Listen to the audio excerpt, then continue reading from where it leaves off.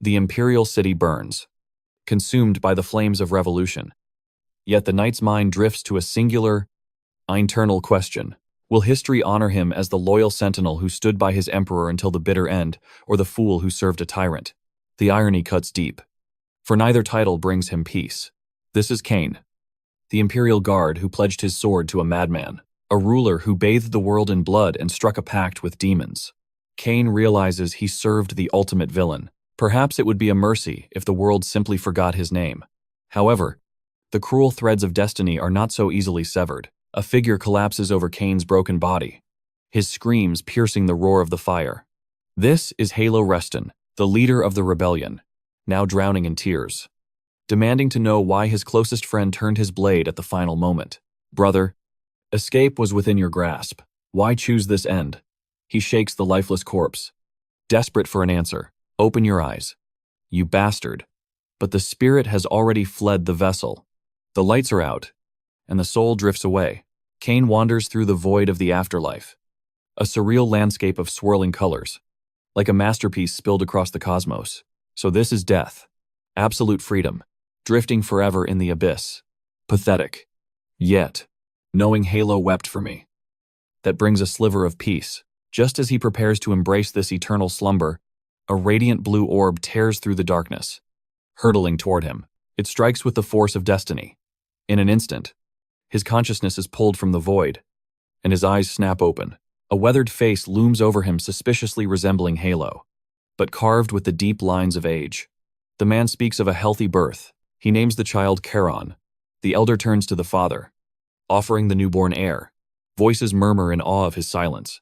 They praise his strength, unaware that inside this infant form, Kane's mind is reeling, struggling to process reality. Then, the realization strikes like lightning. This old man is Manhwa. Time has ravaged him, and the horror sets in. Baby Karon bursts into tears. He has been reincarnated as the grandson of his best friend. Manhwa panics, thinking he hurt the child. But this is no simple tantrum. It is a full-blown existential crisis in swaddling clothes. Time leaps forward. We enter a history lecture. The professor speaks of the noble knight Kane, who perished 45 years ago beside the fallen emperor, a symbol of unwavering loyalty.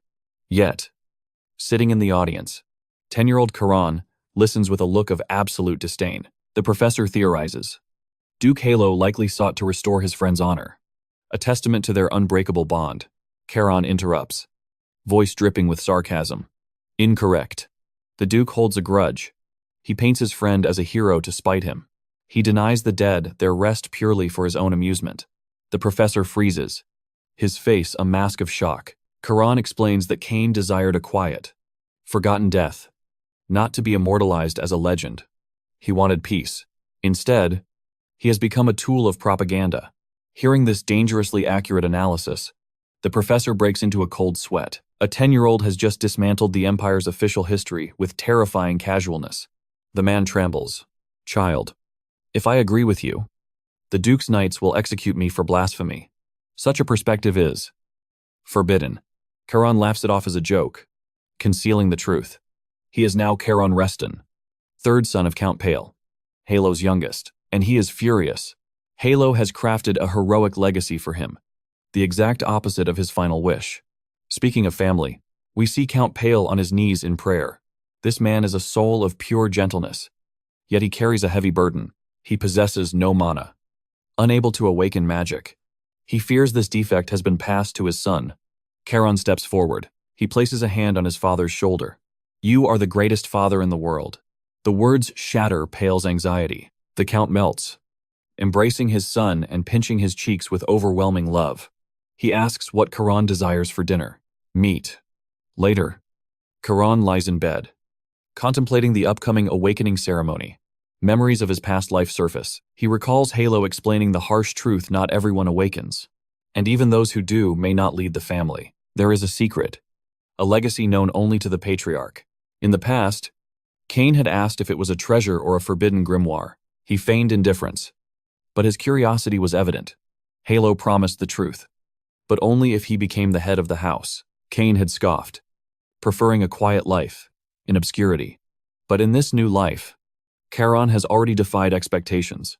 A brilliant blue aura flares around his small body. He thinks, "Father, fear not. I have already ascended." He awakened his core long ago, concealing his power from the world. The next day, the family departs for the capital. Karen's eyes light up at the sight of the train. His mother whispers that this marvel exists because of his father. She winks, praising her husband's brilliance. Karan is genuinely surprised, realizing the depth of his father's influence. Though Pale lacks mana, his power lies elsewhere. He funded the Magitech revolution, contributing 30% of the Duke's wealth, a different kind of strength, yet equally formidable. However, the distractions of the journey quickly fade. His eyes light up with fascination as it is his very first journey on a mana train. But the wonder fades the moment Karan spots the Azure Sea Fortress, the Reston family stronghold. A twisted grin cuts across his face. He thinks of his grandfather, Halo, and their past life. Halo once molded him into a legendary hero, but Karan has a very different destiny in mind. He plans to burn that legacy to the ground, becoming trash completely unworthy of the name. Our boy is ready to speedrun the path of absolute disgrace. And honestly, after being used as a propaganda puppet in his past life, he intends to enjoy this revenge. The scene shifts as the train hisses to a halt. The elder butler, Heinrich, bows low in greeting. Formalities are exchanged with Pale, but Karan instantly analyzes the surrounding knights. Their eyes sharpen. They aren't common guards. They can sense the mana coiled inside him. Karan knows his secret is leaking, but he simply shrugs. Let them suspect. He does not care. Inside the opulent palace, a maid guides Karan to a reception room while his father departs. Left alone, Karan scoffs at the luxury. Just a waiting room. Yet it rivals a castle. The grandeur of the fortress is suffocating. He sighs, regretting that he didn't demand the library. Suddenly, a mocking laugh echoes. Heading to the library, the rumors were true. A boy sneers from the doorway. A total bookworm. Karan turns, unimpressed. Who is this insect? The brat continues. Since your father is magicless trash, his son must be useless too.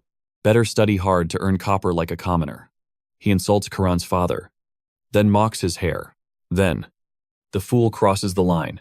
He puffs up his chest and challenges our boy to a duel. Overconfident in his meager magic, he vows to teach Karan a lesson. Karan's eyes go dead. Does the main family raise street thugs? Karan asks coldly. The air in the room grows heavy. Terrifying aura floods the space. The bully's knees shake. When did you awaken? Father doesn't know. Karan whispers, stepping closer. But listen well. Brat, there is no room for two villains in this house. That role is mine. Time for your education. Smash cut to the elder's chamber. Tension thick in the air. They discuss the mana sign, while Prince Raphael eyes Pale with deep suspicion. Plotting something, Raphael accuses. Pale sighs. Brother, I know nothing. The first son defends Pale, but Raphael sneers, calling Pale pathetic. Until the door bursts open. A servant begs Heinrich to come quickly. Raphael storms out. He follows the butler, only to find his son, Leo, absolutely obliterated on the couch. Leo looks like he went 12 rounds with a beast. Raphael's sanity snaps instantly. He grabs Karan by the collar, screaming about manners. Pale tries to step in, but Karan is calm. He insulted my father. Karan states evenly, I do not tolerate disrespect. Nonsense, Raphael roars. Pale grabs his shoulder, voice hard. Enough. Raphael blames Pale's parenting, but Heinrich drops a bomb. The Duke will judge this. The blood drains from their faces. In Halo's study, the atmosphere is crushing. Why cause a scene upon arrival? Halo demands. Pale opens his mouth, but Halo silences him. I ask the boy. Halo's gaze pierces Karan. Pale raised you well. Speak your truth. You would not act without cause. Karan is stunned.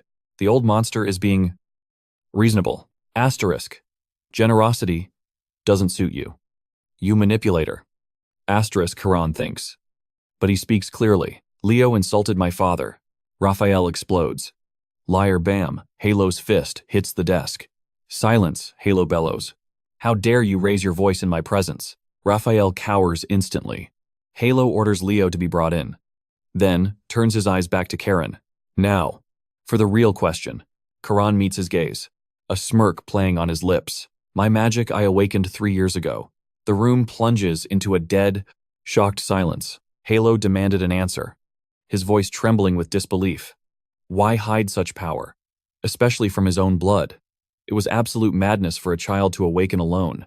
3 years passed. Karon claimed ignorance, stating he only recognized the surge as magic after stumbling upon an ancient tome later on. And, once the truth dawned on him, silence seemed the wisest path. But when Halo pressed for a reason, Karon dropped the most unhinged response imaginable, because having a secret is thrilling. He admitted the greatest joy was mocking the territory's elite knights, who remained completely oblivious to his power. This child had been playing the entire household like a fiddle for 3 years, purely for amusement. Just then, the butler wheeled in Leo, swathed in bandages like a tomb-bound mummy. Halo's voice dropped cold as he asked if Leo truly slandered his uncle. Leo wavered, but Karon instantly launched into an Oscar-worthy performance of regret, proclaiming that even if his cousin mocked his father, violence was a sin he should never have committed. A masterclass in manipulation. The act terrified Leo. Memories of Karen's murderous aura triggered a full PTSD breakdown, forcing a trembling confession. Yes, it is true. Satisfied, Halo declared judgment would wait until after tomorrow's sacred awakening ceremony, dismissing the court with a wave of his hand. Once the silence returned, Halo turned to Heinrich. What did the veteran make of Pale's enigmatic son? Heinrich hesitated. The boy was a riddle, yet undeniably fascinating. Halo agreed, his mind racing with the implications. Not only did Karon awaken unaided and cloak his presence for years, but his prank was a subtle dagger, questioning the competence of the knights guarding the domain. By exposing such incompetence, the boy was silently accusing Halo himself of neglecting the territory's defense by assigning such weaklings. Heinrich dismissed it as overthinking, but Halo's expression darkened. I wish that were true. No. This child is entirely different. He swore to uncover the truth during the ceremony. Mere magic power was just the surface. The boy hid depths that defied logic. Whether Karon survives the ritual and what power he drags back from the abyss, Halo was burning with curiosity to witness it. The scene shifts. We are transported to a foreboding altar deep within the ancient woods, the stage for the coming trial. Under the cover of night, our boy Karan marched through the forest, escorted by literally the entire heavy-hitting lineup of the family. Karan glanced around, stunned. Damn. They summoned everyone. We're talking about the retired elders who could still level a mountain. Tiles, his daughter Leah, Raphael, and his son Leo. The whole kill squad was present, making Karan realize this wasn't just a ritual. It was a defining moment for the clan. Finally, they reached the altar housing a mysterious, humming relic. So that's the legendary Stone of Oath. Patriarch Halo stepped forward, his aura grave, explaining that crossing the rift would trigger the stone's power. It would manifest a personalized nightmare dimension. The objective, survive the horror, seize a weapon from that world, and destroy the illusion. Karan nodded, his resolve steel. Halo raised an ancient amulet high, looking like he was about to summon a forbidden god. The moment the amulet resonated with the Stone of Oath, reality began to glitch. Space and time tore apart in a violent display of arcane physics. The spiritual pressure was crushing, forcing everyone to brace themselves. Halo shouted over the roar, asking if Karon felt fear, while Pale looked on in sheer terror. But Karan just shrugged it off with a smirk. I'll be right back. After all, destroying things has always been my specialty. As he strode into the dimensional rift, Halo offered one last piece of wisdom, bellowing to our boy to conquer the darkness within. Karan crossed the threshold, and guess what awaited him? Of all possible hells, he was back in his past body Kane, the Emperor's hound, on the day of the revolution. Karan was instantly furious. Of course, out of 1,000 lifetimes, it had to be this guilt trip. The stone was weaponizing his trauma. It was literally throwing the corpses of his fallen comrades in his face, forcing him to relive the single darkest day of his existence. As he marched toward the throne room, a chilling voice echoed from the void, addressing him as the child of the Blue Wolves and speaking of an ancient covenant. Karan narrowed his eyes. A demon. But the voice laughed cryptically. No, brother. Your bloodline is far too noble for a mere demon to touch. Now steel your heart and ascend. He smashed through the gates. And there it stood, the accursed throne the Emperor had sacrificed everything for. The very seat of power the Emperor had sold his soul to a demon to possess. Karan stood frozen, realizing every one of his comrades died because of the thing sitting on that chair. It felt as though he was trampling their fresh graves just to reach it. The voice droned on, proclaiming Karon as the one blessed by the cold North Sea. You have finally arrived. On behalf of the Blue Clan, welcome home. Then Karon saw it. His old blade from his days as Kane, the sword known as Ruin. And surprise. Surprise. It was radiating pure demonic energy. The voice urged him to pour his mana into the steel, but Karon immediately recoiled. Yeah. Hard pass. That sword literally devours human souls. Yet the voice insisted, claiming his grandfather had already purified the curse. And the malice he sensed was merely a test, a demonic illusion designed to break him. Still, Karon hesitated. Grasping that hilt might drag him back into the abyss he had fought so hard to escape. The Emperor had bestowed the blade known as Ruin upon him. Surprise. Surprise, it was a cursed demonic sword. The voice within whispered, urging him to pour his mana into the steel, but Karon instantly rejected the offer. Yeah. Absolutely not. That thing literally devours human souls. Yet the voice persisted. It claimed Karon's grandfather had already purified the curse, and the demonic aura he saw was merely an illusion meant to test his resolve. Still, Karon hesitated. One wrong move with a weapon like that could unleash a nightmare he wasn't ready to face. The chains of the Emperor's command shattered against a single memory, the voice of his grandfather, urging him to overcome his deepest fear. And then, the realization struck like lightning. The old man's kindness wasn't weakness. He knew this ceremony wasn't merely about acquiring a weapon. It was a crucible for the soul, a trial where the heir must confront the darkness within, eyes hardening. Karon gripped the hilt. If this is the price of power, then I accept it. As he poured his mana into the steel, reality warped. He was instantly dragged into the crushing depths of an endless ocean.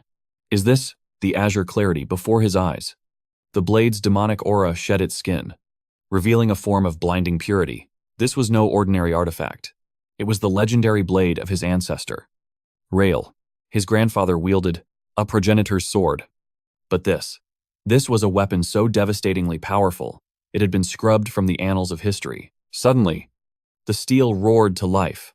An overwhelming torrent of energy surged into Karon, threatening to tear his body apart. He gasped, barely maintaining consciousness against the assault. What is happening? A voice echoed from the void. Endure it. The blade is carving its mana into your very soul. It was the ultimate evolution, the most intense transformation he had ever experienced. Through the pain, he demanded, tell me, what is this sword's true name? The presence swelled, dark and majestic. This weapon was forged to slaughter demons and devour their essence. A terror so absolute, even monsters erased it from their memories. Born from the freezing, pitch-black abyss of the north, its true name is Guillotine, the execution sword. Karon stared at the blade. Mesmerizing and lethal. The voice continued. It suits your destiny, dark as the deep sea.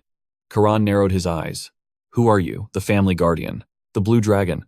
The entity scoffed. You are not yet worthy of my name. Dominate the seas, and seek me in the north.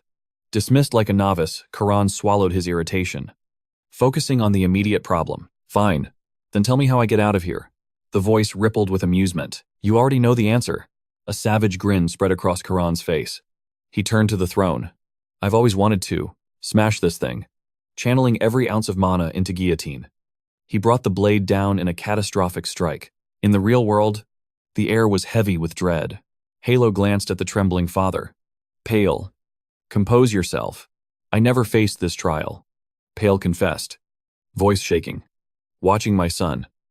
Halo offered a steadying hand, imparting wisdom to the anxious leader. Pale forced a smile. But suddenly, the stone of oath didn't just glow. It shattered. Halo's eyes widened in horror. The dimension was collapsing. Energy pulsed wildly as the altar disintegrated into dust. What in the heavens is happening? Halo roared. From the chaos, Karon emerged, unscathed. He gripped the new blade casually, as if he hadn't just obliterated a pocket dimension. The stone of oath vaporized. He didn't just pass the trial, he annihilated it. The gathered crowd stood frozen, minds reeling in absolute shock. Pale looked on the verge of a heart attack, screaming, Karon, what have you done? Why destroy the stone? Karon blinked, adrenaline still fading. He honestly had no idea of the magnitude of his actions. But Halo's gaze was locked on the weapon, blood draining from his face. That blade, he whispered, his voice trembling. That is Guillotine, a name erased from history. A secret so dangerous only the family head and elders dared whisper it. It was a legend buried deeper than the ocean floor. Why had this forbidden instrument of death resurfaced now? He turned to the boy, his expression grave. Do you fear the blade? But then, a shadow crossed his face. The covenant approaches. Karon looked down at the ancient death blade, feeling its cold weight. No, he said calmly. I'm fine. Halo nodded slowly. Very well. The elder took a breath. The weight of centuries in his voice. The truth was finally revealed. Long ago, their ancestors swore a blood pact with the blue dragon to eradicate demonkind. They failed. The stone of oath remained as a testament to their shame, a debt passed down through blood. And now, fate had chosen Karon to pay the price. He was the one destined to finish this eternal war.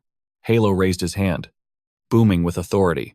Karon, son of Pale, you are officially a warrior of the fortress chosen by the Guillotine and heir to the spirit sea style. It sounded like a victory, but in reality, he had just been drafted into a blood feud older than time itself. Meanwhile, Raphael lurked in the shadows, his blood boiling not over the destiny of the clan, but over the tragedy of his son's ruined hair, muttering in disbelief that a mere brat captured the glory. Meanwhile, Tails maintains his icy composure, though his curiosity burns regarding the blade's origin. As the crowd murmurs, Pale tries to comfort Karon, admitting that, while he thought he knew every artifact in the family's arsenal, this sword is an alien entity. Just gazing upon its cold steel sends shivers down his spine. He confesses that his son is walking a path of power he never dared to tread. However, he refuses to let family politics obstruct Karon's road to greatness. Halo suddenly declares the awakening ceremony complete, signaling their departure.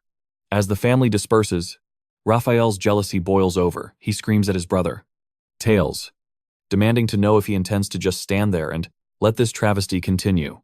Tails coolly suggests they take this conversation private, noting that even a man as distinctive for his greed and ambition as Raphael should sense the gravity of the atmosphere. The question hangs in the air. Did Tails know about the accursed sword? His answer is blunt. No. First time seeing it. This sends Raphael into a spiral of existential dread. He simply cannot comprehend why the heavens chose Pale's son. Pale attempts to play the peacemaker, insisting this is no time for internal strife. The scene shifts to the train station the following day.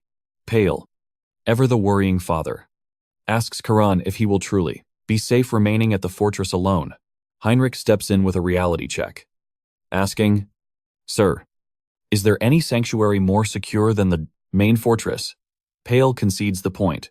It is impregnable to outside forces, but his fear stems from the darkness within, specifically, his backstabbing brothers. Though, he doubts they would dare make a move under the patriarch's watchful eye. Heinrich clears his throat, dropping a bombshell revelation. The master assigned to instruct Karon in the Spirit Sea style is none other than Lady Sabina herself. Hearing that legendary name, Pale's face radiates joy. He exclaims he hasn't seen his aunt in ages. But if she is, guiding Karon, his worries vanish. Karon recognizes the name instantly. She is Halo's sister, a grandmaster whose skill rivals the patriarch himself, the one formerly known as the White Wolf. Pale chuckles, recalling how his aunt always spoiled him. Rotten. So Karon better show her absolute respect. Karon vows to give his all. Heinrich adds that the family head is currently preparing a residence for Pale within the fortress for future visits. This kindness causes Pale to burst into tears, like a sentimental child, overwhelmed by his father's grace. Heinrich assures him it is well-deserved. Pale finally says his goodbyes, telling Karon to signal him if he ever faces trouble. Before boarding the train, Karon ascends to the peak of the fortress as Heinrich urges Hasta, warning that Lady Sabina is waiting. Karon nods, replying, Right. Cannot keep Great Aunt waiting. Heinrich immediately freezes him in his tracks, offering life-saving advice. Lady Sabina absolutely despises being called grandmother. Karon must avoid that title at all costs. Karon thanks him for the survival tip, though internally he wonders, What is the issue with calling a grandmother a grandmother? They arrive at the inner sanctum, where Heinrich explains that only direct bloodline descendants may enter this cultivation chamber. He informs Karon that Sabina is already inside, and Leo has joined her. This thrills Karon. Training with a rival like Leo sounds exhilarating, especially since Leo specifically petitioned to study under the White Wolf. Karon declares he is going in. As he dashes off, Heinrich watches him disappear, musing that the fortress is about to become lively once more. Karon stands before the heavy doors, instantly sensing and dead. Oppressive aura leaking from within. He thinks, this pressure is no joke. Suddenly, a sharp voice cuts through the air, asking if he plans to stand there like a gargoyle all day or actually enter. He steps inside, bowing with deep respect. But his jaw hits the floor. She asks if he is shocked that she defies his expectations, revealing an appearance that looks decades younger than Halo. This woman does not look like anyone's grandmother. She casually mentions he is indeed Pale's offspring, noting how time flies. Karon's mind races. She must have reconstructed her physical body using high-tier magic. That is an 8-star knight ability. Is that even possible? She snaps her fingers, demanding to know why he is frozen like a stone statue, ordering him to sit cross-legged beside Leo. Sabina muses she never expected a whelp as young as him to use her old title, the White Wolf. Karon explains he is a student of history, having read of her exploits. This makes her smile, admitting he is just as intriguing as her brother claimed. When Karon perks up, asking what his grandfather said, she reveals Halo described him as someone she would inevitably favor. And now, seeing him in the flesh, she understands why. She explains that Halo told her Karon is a vessel destined to navigate a vast ocean, and her duty is to guide him until he can rule the seas. She rises, announcing the commencement of training, and explains the core principle by utilizing Azure Mana. They create and govern oceans within their bodies. The more oceans they can control, the greater their power. When a warrior can govern 8 oceans, they ascend to the 8-star realm. The legendary stage, where one unifies those 8 oceans into a single, infinite sea, is known as the 9th star. And on the across the vast continent, only 3 masters stand at the apex of power. In the Empire, only one. Karon realizes the truth. It is his grandfather. She confirms his suspicion. A fire ignites in Karon's eyes. In this second life, he swears to ascend to Halo's peak. She senses the hunger, the raw ambition radiating from him like heat. An interesting specimen, she thinks. Training him will be entertaining. The lesson begins now. Her voice turns serious. He must guide the mana through the circuits forced open by the ritual. But she issues a grave warning. The power of the sea cannot be tamed. It must be accepted. He reaches inward, sensing the dormant energy. It crashes against his soul like a violent storm. He must calm the tides, centering the force in his heart. His aura shifts. The output is staggering leagues apart from Leo. She stares, dumbfounded. Is this truly the mana capacity of a mere child? A fresh awakener shouldn't possess this pressure. Even Leo, trained in the domination technique for 2 full years, has barely scratched the surface of the 2nd star. Yet Karon, he is carving his own mana circuits without instruction. It is a feat of insanity, but the cost is high. Karon feels his very muscles tearing, as if he is being ripped asunder. The agony peaks, and he wisely severs the flow. She nods in approval. He senses the strain and knows when to pull back. Such self-control is rare. Suddenly, she glances at Leo. The boy is trembling violently, his eyes rolling back from mana overload. She scolded him about forcing the circulation. Leo gasps an apology. She realizes her mistake, captivated by Karon's brilliance. She forgot they are merely children who have just awakened. Though, she wonders why Leo looks like he was struck by lightning. She must step up as their guardian before they destroy their own vessels. Yet, her mind drifts back to Karon. It is terrifyingly impressive. To halt at the precipice of ruin, to prioritize longevity over power at such a tender age, that composure proves his lineage. He mirrors the brilliance of her older brother. Perhaps he does not need a lighthouse to guide him through the storm. She approaches him with a solemn vow. Give me 3 years. I will ensure your safety. Use this time to forge your own strength. Karon nods. The mana training ends. The body training begins. They march to the proving grounds. Among the trainees stands a bald warrior with an aura like a mountain. The instructor turns his gaze upon Leo and Karen. Leo stares at Karen's weapon. Perplexed. Are you truly wielding that scrap metal? Of course. Karen replies calmly. The blade's aura is so bloodthirsty that unsealing it is forbidden. Leo sighs, realizing Karen misunderstood. Before he can argue, the imposing instructor steps forward to welcome the young lions. Karen gazes up at the towering figure. I am your instructor for the sword arts. The man booms. I am Zir Winterguard, commander of the Seawolf Knights. A heavy silence follows. Karen bows politely. It is an honor. But internally, Karen analyzes him. Asterisk. 8-star level. A true master. Asterisk. Zir narrows his eyes. Forgive the rudeness, but I will strip you of your titles. Here. You are not young masters until you earn my recognition. Karen smirks. Do not worry. I prefer it that way. The title never suited me regardless. He knows the family laws well. To command the Blue Wolves, one must earn their loyalty through blood and sweat, not lineage. Zir is taken aback. An interesting reaction. He notes, most nobles would cry insolence. Beside him, Leo bristles. Leo wonders why he is being insulted by proxy, but Karen just laughs, his eyes gleaming with dangerous confidence. Titles matter not, Karen declares, for eventually, you will all bow at my feet. Zia grins. Finally, a successor with a spine. But then, he sees the look on the boy's face. It is not the look of a hero. It is the face of a tyrant. Zir's blood runs cold. Asterisk. This one is dangerous. Asterisk, he thinks. Asterisk. Perhaps even more twisted than Leo. Asterisk. The seasons change, and the pages of time turn. 3 years pass in the blink of an eye. Halo sits in his study, sharing a drink with his sister. Sabina, your liquor collection is truly divine. She sighs happily. Halo preens at the praise but raises an eyebrow. I know, he grumbles. But must you drain my cellar dry? Sabina waves him off. Consider it payment. She retorts, I spent 3 years babysitting those wolf pups. I deserve this. Halo's expression softens.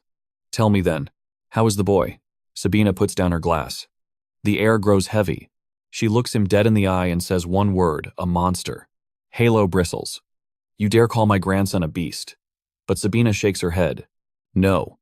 Brother, you misunderstand. To call him a mere genius would be an insult to his existence. Halo turns to Zir, looking for a voice of reason. Commander, Zir keeps his head bowed. She speaks the truth. My lord, after 3 years of observation, I can only agree. His physique, his comprehension, his killer instinct. It is all beyond common sense. He lists the boy's feats one by one. Then, he delivers the final blow. In truth, Karen has already surpassed Hugo, the first grand heir and legendary prodigy. Halo freezes, his mind reeling. Surpassed Hugo, he stammers. You compare him to the greatest talent our bloodline has ever known, who truly holds the Empire's supreme talent. Zir nods gravely. Precisely. That is the undeniable reality. Sabina's gaze turns ice cold. This isn't just a prodigy. Halo. It's a political catastrophe for the main family if we misplay our hand. Halo hesitates, but she cuts in. Consider the implications of Karon's existence on the succession war. What happens when the world learns a branch family member possesses power that makes the mainline princes look like commoners? Halo bristles, defending his blood. Are you implying my sons would envy their own nephew? But Sabina's eyes don't waver. She counters. You hold the reins for now, but once the Empire witnesses Karon's monstrous potential, order will crumble into chaos. Halo falls silent, the truth striking deep. Sabina's voice then softens. Is our legacy doomed? Brother, the Oathstone, lies in fragments. And now, hordes of beasts breach the North Sea. The family stands on the precipice of ruin. But Halo reveals a secret. Do not despair. The one who shattered the stone is fated to raise a new era, just as the great ancestor did in the legends. Sabina freezes. Wait, I have never heard this. Is this a prophecy known only to the patriarch? Halo nods solemnly. The time of the covenant approaches. Sabina sighs, realizing their adorable youngest now carries the heavens on his shoulders. When will you burden Karon with this heavy destiny? Halo gazes away. When the stars align, scene shift, Pale stands there, clutching a letter from our boy. It begins innocently, asking after his parents' health and begging forgiveness for his absence due to hellish training. He tells his father to dress warmly against the coming winter, knowing the old man's weakness to cold. Then, the bomb drops. He casually notes he has mastered the 4-star ocean control and the 4th form of herring swordsmanship. He speaks of bonding with kin and watching over Leo. But finally, the main quest revealed he is penniless and needs a gold injection. ASAP, back with his dad. Pale bursts into laughter, asking Heinrich, "Remember my panic 3 years ago sending Karon to that fortress? Now, the boy rules the place." Heinrich notes, the fortress buzzes with energy, solely thanks to Karon's aura. Pale worries about the attention. But Heinrich recites an ancient truth. A diamond cannot hide its brilliance in the mud. The tone shifts. Darker clouds gather. We cannot conceal his fangs much longer. The military will demand his sword for a real campaign, very soon. Bale pales, fearing the jealousy of his 2 eldest sons upon seeing Karon's ascent. But Heinrich smiles. Lady Sabina dotes on the boy, with her shadow over him. The brothers dare not bare their claws. Pale exhales. Karon writes of her kindness constantly, but hearing it from you settles my heart. Heinrich adds, she has always favored you as well. Pale chuckles. Those hefty monthly stipends certainly prove her affection, but anxiety returns. Rumor has it Sabina departs the fortress soon. Heinrich halts the panic. Fear not. Karon has forged an iron brotherhood with the knights. They have even bestowed a title upon him. Pale grins. Ah, that. The young mad dog of the Azure Sea. Cut to the training grounds, Karon is there, absolutely shattering a knight's weapon. The knight. Hands. Screams.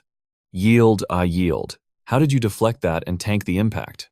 But our main character looks down cold. Pathetic. A warrior shouldn't fold so easily. Those muscles. Merely decoration. Hans is shook. No one has ever questioned his strength. But Karon speaks only harsh truths. Hans. Consids. Fighting you without mana is suicide. You were a rookie last year. He warns that a deployment order is imminent. Likely to the granary region, where the beast tide surges. Karon snaps his gaze to Leo. You hear that? Leo trembles. I refuse to die on your battlefield. His sparring partner barks for focus. Leo flinches. Muttering. Well, perhaps a medal would please mother and father. Back to the elders. Pale reveals the true purpose of this meeting. It wasn't just fatherly bragging. He slams an object found by inspectors in a Bellis merchant wagon. Heinrich inspects it, eyes widening. Is this? Pale's expression darkens. Narcotics. The underworld is moving. You must investigate the Bellis barony immediately. Meanwhile, a stranger stepped off the train, seeking the Azure Sea Fortress. Cut to our protagonist, Karon, who was brazenly raiding the liquor cabinet. He was looting Zerz's private stash with absolutely zero guilt. Just because he was trapped in a child's body didn't mean he had forgotten the divine taste of fine alcohol. Besides, the thrill of stealing from the commander never got old. Suddenly, his sharp gaze caught 2 strangers he didn't recognize. One man was questioning a butler, asking if the Duke had truly abandoned the post. He claimed to have urgent business that couldn't wait. The butler confirmed the Duke had gone to the capital to curry favor with the king, leaving the knight commander in charge of the fortress. Karon called out to them, and the butler nearly jumped out of his skin at the sudden intrusion. Karon demanded to know what brought them here at such an ungodly hour. The stranger introduced himself as Baron Rohan of House Bellis, pleading an urgent request. Karon stared him down with cold, analyzing eyes. Rohan began to ramble, recognizing Karon as the son of the 3rd prince who had been denied the throne. Unlike his father, however, rumor had it that Karon was a genius who had awakened his magic and was training at the main house. Rohan went through the formal noble introductions, completely ignoring the fact that Karon was casually holding a stolen bottle of liquor. Karon cut through the pleasantries with a wave of his hand. I will hear you out. The butler tried to intervene, suggesting they see the commander instead, but Rohan was mentally stuck, trying to process why a 12-year-old child was clutching a bottle of hard alcohol. Karon explained calmly. Normally, I'd handle this through proxies, but if a noble like Rohan dragged himself here personally, the situation must be dire. It is only proper etiquette for a noble to receive him directly. The butler bowed, saying he would inform Commander Zers separately. Do that, Karon commanded. Rohan thought to himself that the kid possessed terrifying political instincts, far beyond his years. But that bottle in his hand was throwing off the entire vibe. Was the ducal family really okay with a preteen acting like an alcoholic? Karon got straight to the point. Is the problem the bandit group that set up camp in the eastern mountains? Rohan confirmed it with a heavy nod. Karon listed the crimes. Ever since those bastards appeared, drugs flooded the streets and commoners were being sold as slaves. Rohan hung his head in shame. Yes. Our barony has poor land and no specialties to trade. We haven't had a proper military budget in a year, so we were powerless to stop them. His father, the Baron, couldn't stand the injustice and led their remaining soldiers in a desperate attack. It went exactly as you'd expect. They were massacred. Now, his father was bedridden from the battle, and Rohan was drowning in guilt for his own incompetence and the suffering of his people. Karon slammed the bottle down. Scum like that deserved to be torn apart, limb from limb.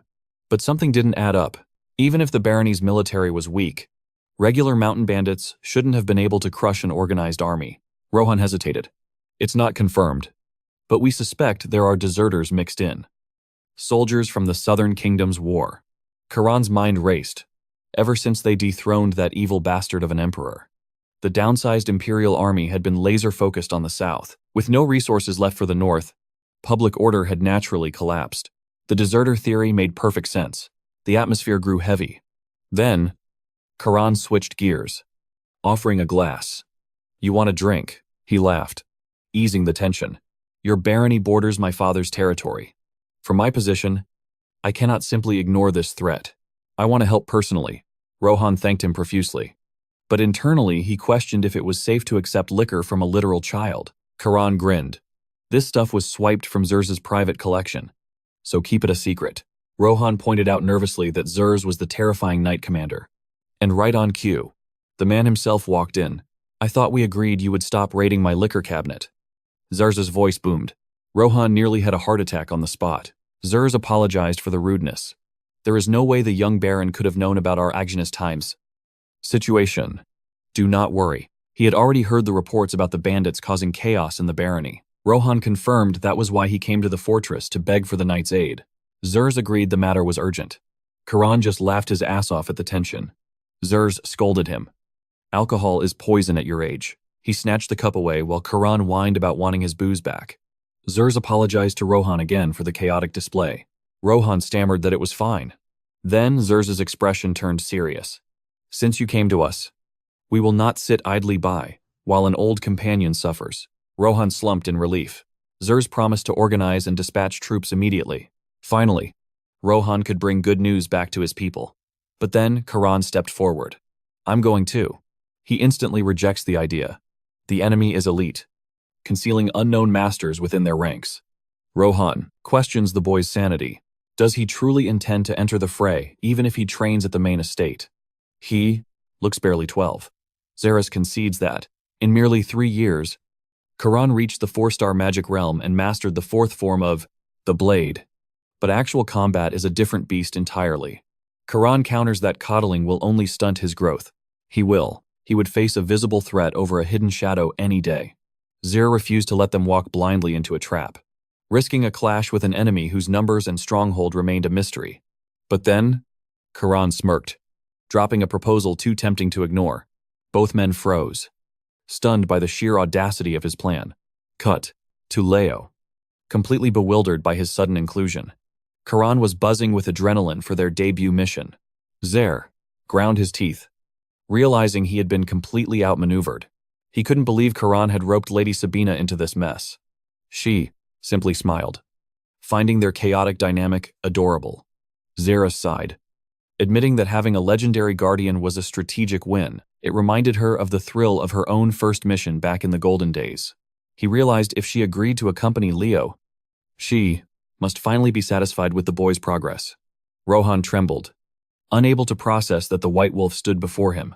Yet, terror gripped his heart at the thought of escorting 2 mere children. If the Duke's bloodline suffered a scratch, his entire clan would face execution. Zer scoffed, telling him to breathe. The nightmares he feared would never come to pass. Rohan stammered, and Zer reassured him that with the White Empress present, They were untouchable.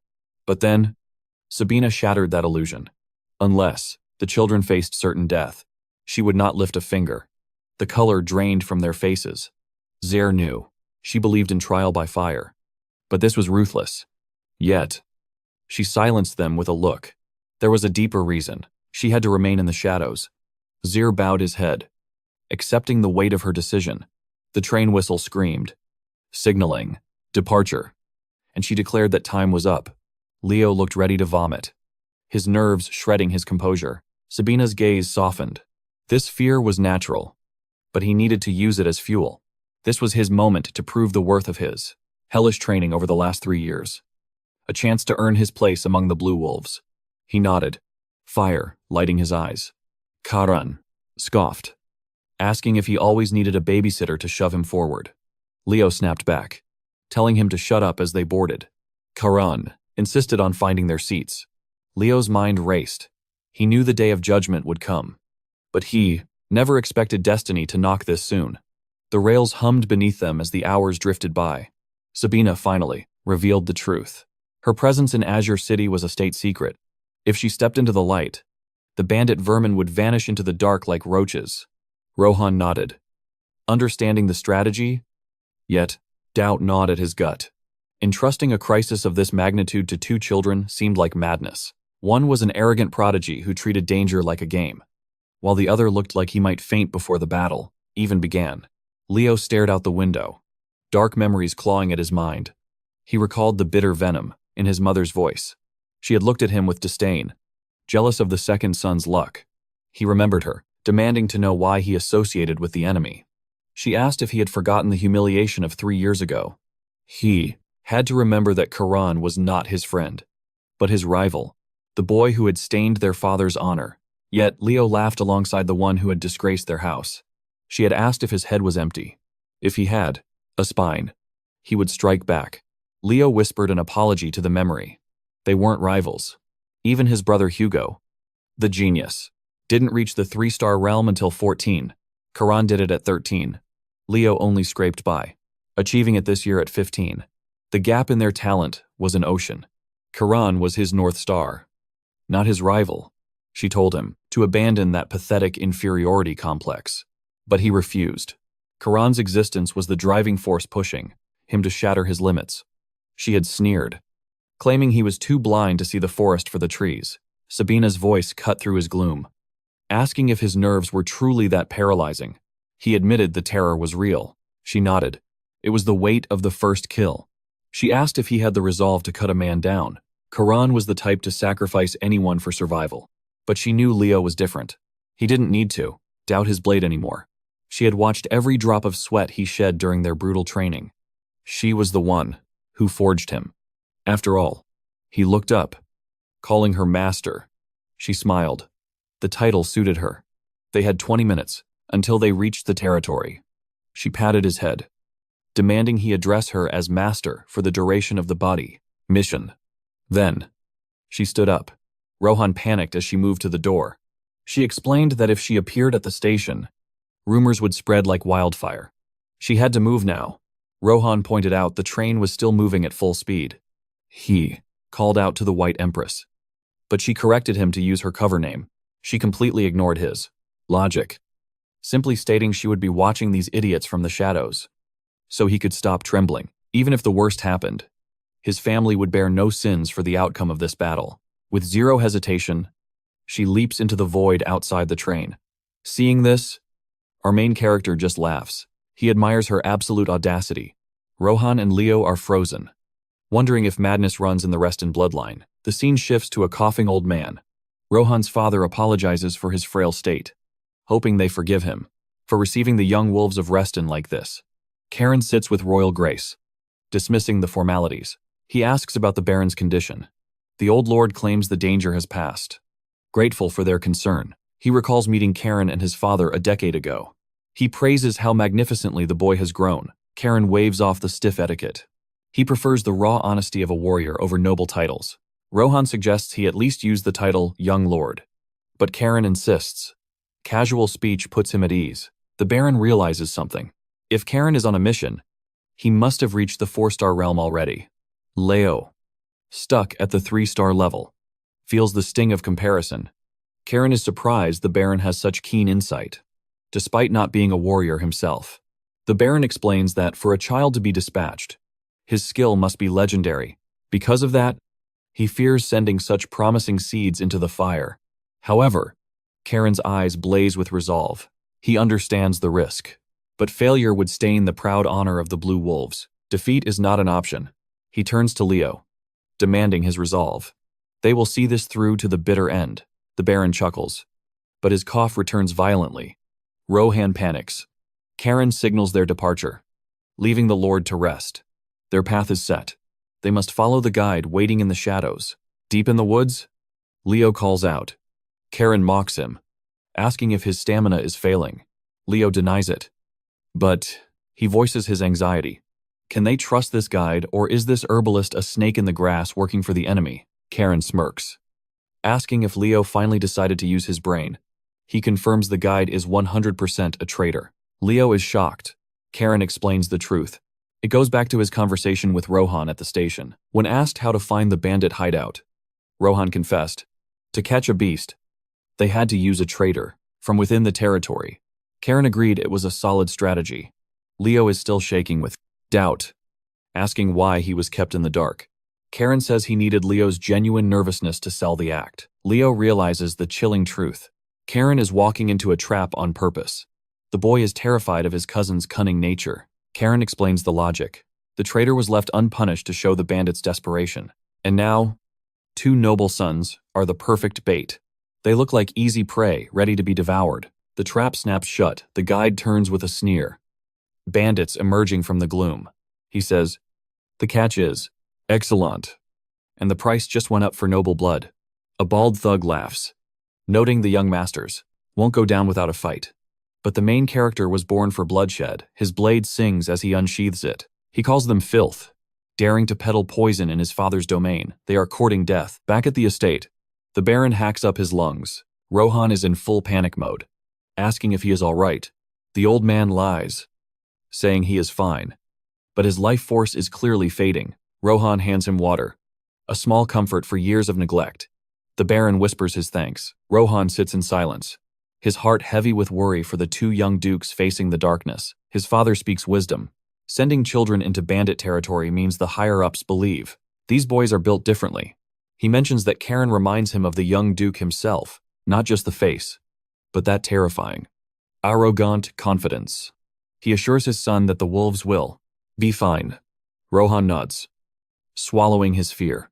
Cut back to the forest, and it is a total massacre. Karon is speed-running the slaughterheads fly as he dances through the enemy. Leo just stands there, watching a 13-year-old become a Grim Reaper. He thinks, this kid is a monster. Even the killers are terrified. One bandit screams to the leader, begging to retreat and warn the main force. But the leader is a fool with too much pride. He roars, refusing to run from a mere brat. He screams, I will show you true power, unleashing his pathetic aura. He leaps for a desperate strike. Karon does not even blink. With a look of pure boredom, he complains about the noise. One swing, cold steel flashes. The leader is bisected before he even hits the ground. Leo stood frozen, questioning his very existence. He didn't even see the strike. When did he even draw his blade? Karon flicked the gore from his steel. Annoyed that filth touched his clothes, Leo sheathed his weapon, trembling at the realization that aura was suffocating. Pure killing intent. His throat could have been slashed before he even blinked. The bandits, they collapsed instantly, hands in the air, screaming, we surrender like a broken record. Karon demanded a name. The trembling grunt replied, Ura. Karon's eyes narrowed. Do you have rope? Bring it here. Leo looked on, bewildered. Suddenly, both noble and knight had their hands bound. Leo whispered, brother, is this charade really necessary? Tying himself up was one thing, but handing their weapons to the enemy, that felt like suicide. Karon silenced him with a look. They were the bait. To find the nest, they had to play the victim. We can't just stroll in fully armed. Karon, he said, to crush them, we must look defeated. He turned his gaze to Ura. Are you deserters? The pressure forced the truth out. Ura cracked. 9th Regiment, 3rd Infantry Division, Kingdom of Seas. Leo's eyes went wide. That's the southern war front. Karon pressed for numbers. Ura dropped the bombshell. 130 men, 2 knights, and a mage. A mage! For a bandit crew. That was unheard of. Ura began to sweat, realizing his fatal mistake. He thought these were weak, noble brats. But that azure aura, those eyes, these were the children of House Reston, the apex predators of the Orish Empire. Karon, however, was focused. Why would deserters march all the way to the frozen north? Ura stammered. The commander. He promised us riches, enough gold to retire in luxury. We just followed orders. But Karon wasn't buying the fairy tale. An infantry commander with a high-level mage, playing bandit for pocket change. The math didn't add up. We're here, Ura announced. Karon's expression darkened. Then let's see what you're hiding. They reached the stronghold. Guards on the watchtower jeered. Hostages. Where's the rest of the squad? Ura, why are you carrying their steel? Ura spun his lie. Desperate to survive.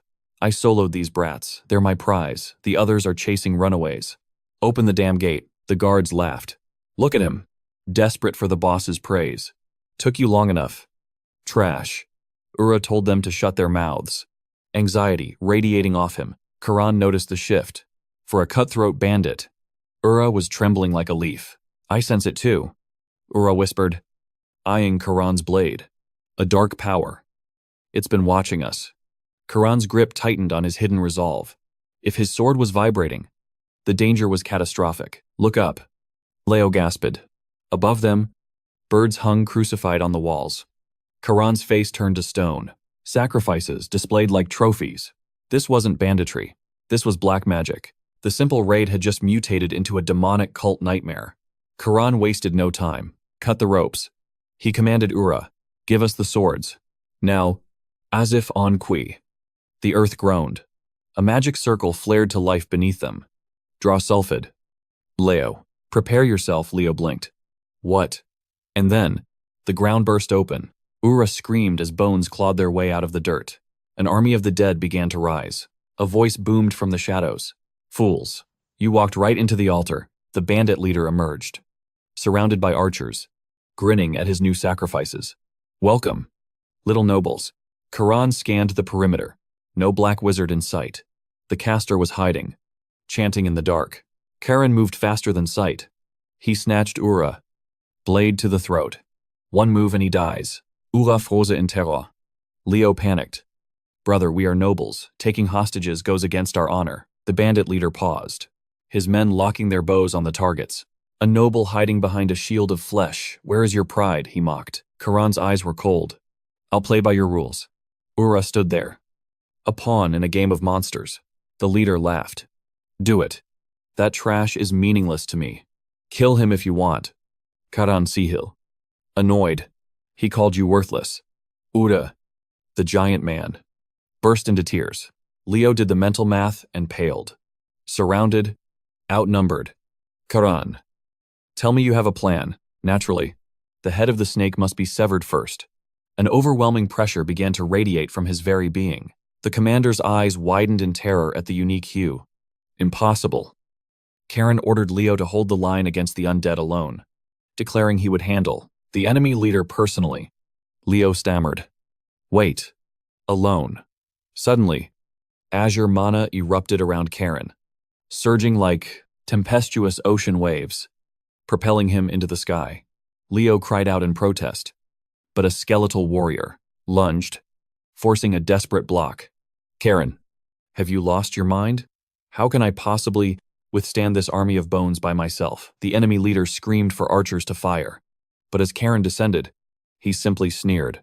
Too slow. Unleashing the fortress sword art, his blade danced through the air, flowing like the tides, severing the limbs of multiple archers in a single breath. The commander scrambled for his weapon, but Karon scoffed. A mere nuisance, and unleashed a flash of steel. The commander stared blankly at his own severed hand, striking the earth, collapsing as an agonizing scream tore from his throat. Karon remarked coldly that if he intended to strike, his speed was woefully lacking.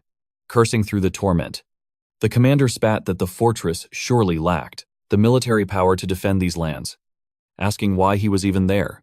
Karon explained that this barony borders his father's domain.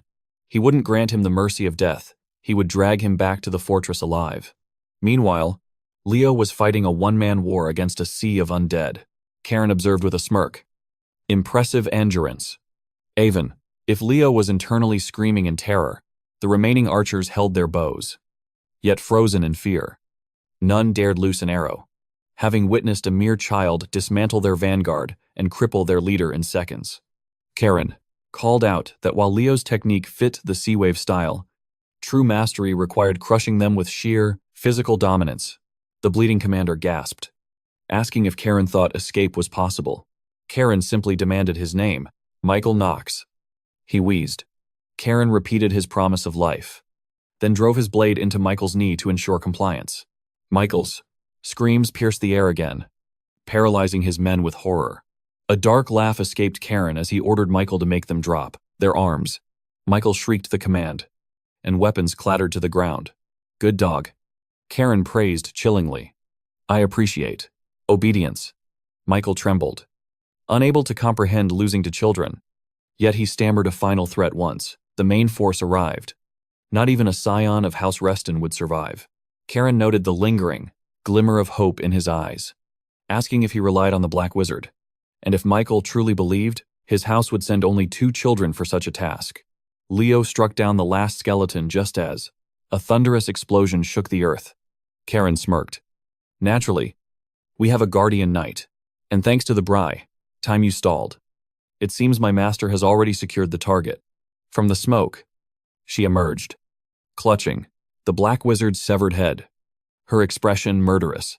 Leo greeted her, only to be met with a tirade about missing crucial evidence. Claiming the mission was now compromised, Karon casually kicked Michael off the platform, asking if his direct approach pleased her. She sighed that charging into the enemy heart was exactly something her brother would do. Acknowledging it suited their house's aggressive nature, she tossed the wizard's head to the ground. Michael stared at his ally's lifeless, decapitated face in sheer horror. She demanded to know why Karon attempted such a risky hostage strategy. He explained they needed to strike the unexpected, as no one anticipates nobles resorting to kidnapping. She conceded the point, noting she had never met a noble like him. He was an absolute lunatic. Karon accepted the title as high praise. Michael sat bleeding, his gaze fixed on his comrade's severed head, questioning if these monsters were truly nobility. She ordered a return to Lord Bellis's castle, stating she had much to discuss with Karon. He agreed. Michael cast one final look at the grisly remains, thinking, these people are completely deranged. The atmosphere shifted to a tearful reunion, where liberated slaves embraced their families. A man rushed forward, screaming for his daughter, Isabel, and she collapsed into his embrace. He wept, apologizing profusely for his powerlessness to protect her. Overwhelmed with emotion, Karon and Ura observed the scene. Ura watched the reunion, guilt etched deep into his expression. Karon asked if regret was setting in. Ura nodded. Karon scoffed. Save your tears. It is too early for guilt. Noting that rotting in the Baron's dungeon with his cohorts might have been the merciful option, Ura blinked in confusion. What do you mean? Karon revealed he was bound for the fortress alongside his master, Michael, who lay maimed on the ground. Ura stammered. Why me? Even Sabina interjected. Questioning, doubt lingers in the air as Karon stares down the bandit Ura. He isn't being bound, but there is a catch. He must haul Michael's broken body, as the man is far too shattered to walk. As Ura considers his fate, Karon warns him, don't think this means you're free. Suddenly, a chorus of voices erupts from the liberated prisoners, asking for mercy on the bandits' behalf. Karon reminds them that, technically, this man is a criminal who preyed upon them. But then, one brave soul steps forward. It might be out of line, but he insists Ura showed them genuine kindness in the dark. He secretly smuggled medicine to the dying and fed the starving when hope was lost. They beg for his life. Sabina turns her gaze to her student, testing his judgment. Karon decides that since Ura guided them to the hideout, mercy is an option. Overwhelmed with relief, Ura falls to his knees, swearing eternal loyalty to Karon, but the young master cuts him off cold. I told you not to drop your guard. Just then, Leo's voice rings out. He has found something, a discovery that demands immediate attention. They crack open a dusty barrel, and Karon's eyes widen in shock. Could it be yes? Inside, raw magic stones glimmer with power. Outside, the townsfolk cheer wildly as the bandits are dragged away. Leo grins, predicting a massive feast from Baron Rohan to celebrate their victory. He waves to the adoring crowd like a hero, but Karon remains silent, his mind already weaving a complex web. Leo asks why he is so quiet. Karon whispers that the puzzle is finally solved. There was a reason a massive bandit army hid in these desolate mountains. The Baron likely had zero clue that a fortune in magic stones lay beneath his own soil. The quality is unknown, but a mine of this caliber, it means astronomical wealth. Leo shudders, recognizing that scheming look. Oh God, what is he plotting now? Sabina notes that Baron Rohan has arrived to receive them. The noble welcomes the heroes while his guards secure the dungeon. Sabina coolly states she will take custody of the bandit leader. Rohan agrees immediately, though he nervously adds that he has a favor to ask. She deflects, reminding him she is merely a guardian. The negotiations belong to her students. Rohan mentions humble banquet awaits, inviting them to dine and discuss. Karon instantly declines, claiming urgent business back at the fortress. Leo looks crushed, his free meal gone. Rohan panics, asking if they must leave so soon, and finally brings up the commission fee. The territory is broke. They cannot pay the fortress. He begs for a delay. Karon's eyes flash with predatory greed. Leo sighs. Here comes the devil. Karon ignores the plea, musing aloud. Why bandits would ever choose this godforsaken wasteland for a base? He has deduced the truth. Rohan is baffled. Karon speaks plainly. Bella's barony is remote, possessing no specialties. It is, frankly, a useless countryside village. Rohan beats his lip in frustration. But Karon reveals that the bandits were hunting a different kind of treasure. He produces the glowing magic stone. Rohan's face goes pale with shock. Karon asks, "Did you know this was here?" Rohan stammers a denial. He had absolutely no idea a monomine existed under his nose. Karon smiles. In that case, he has a proposal. Rohan asks what he wants, and Karon drops a batterers.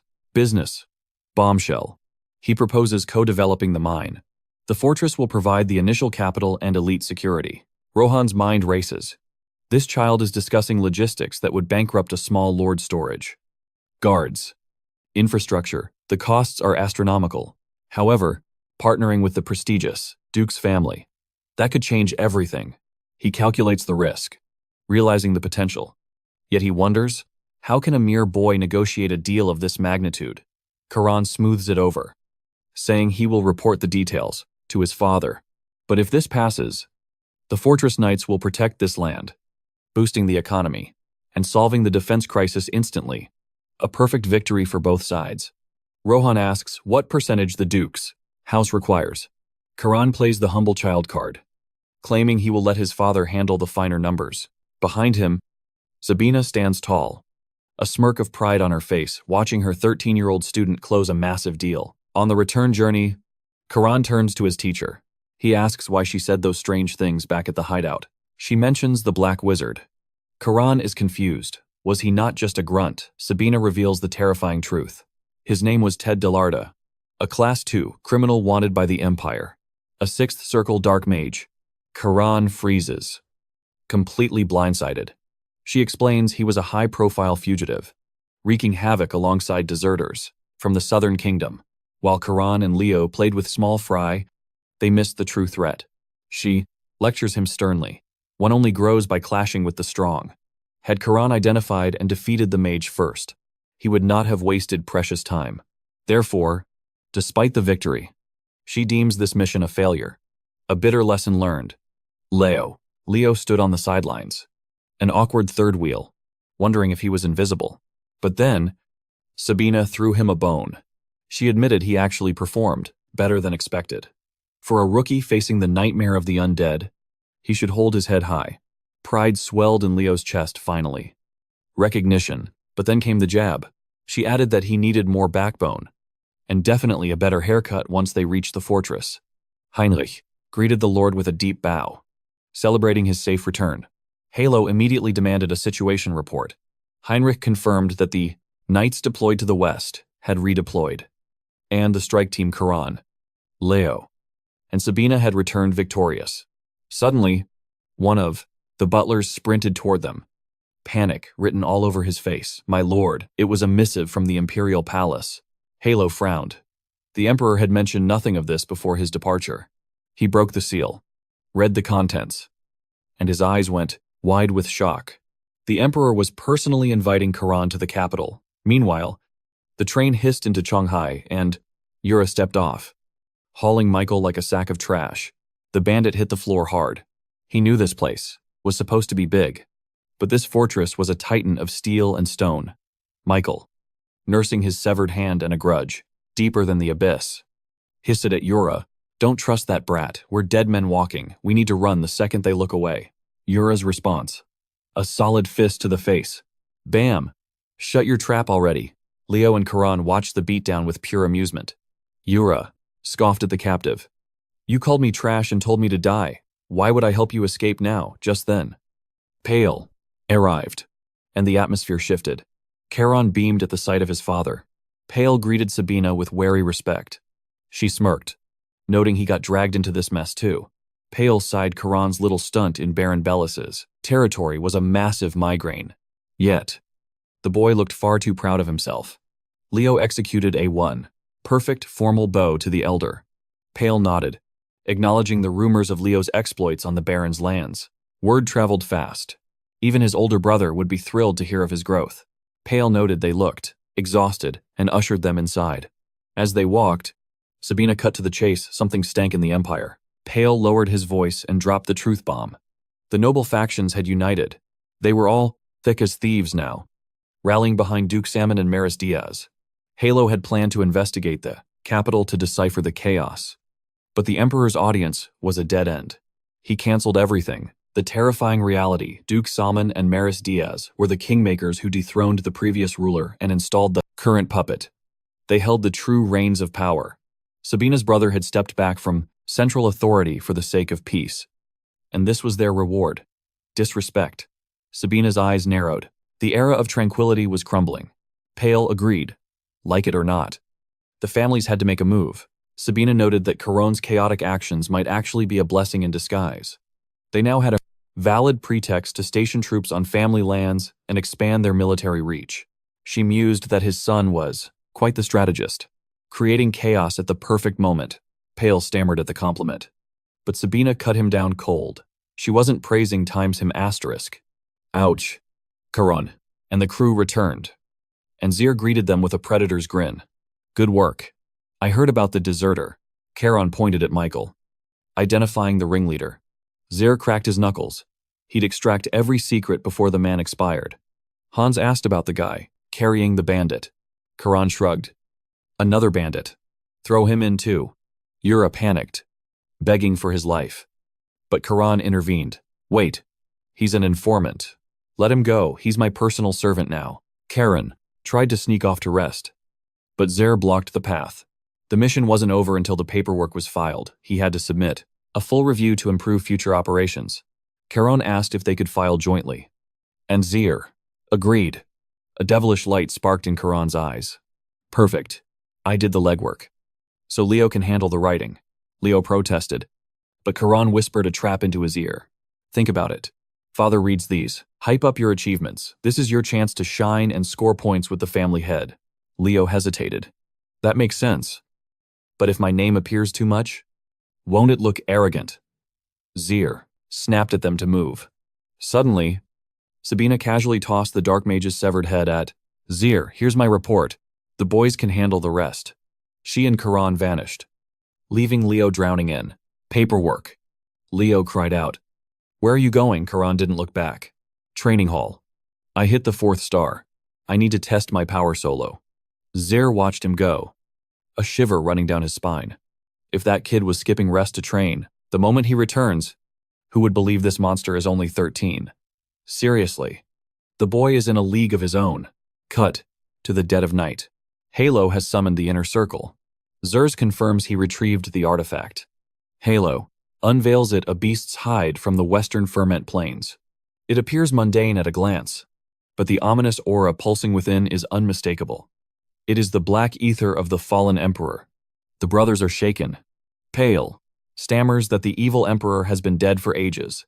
How could his vile energy linger in beasts today? Halo silences the room, declaring there are only two grim possibilities. Either fragments of his will remain, or the evil emperor never truly died.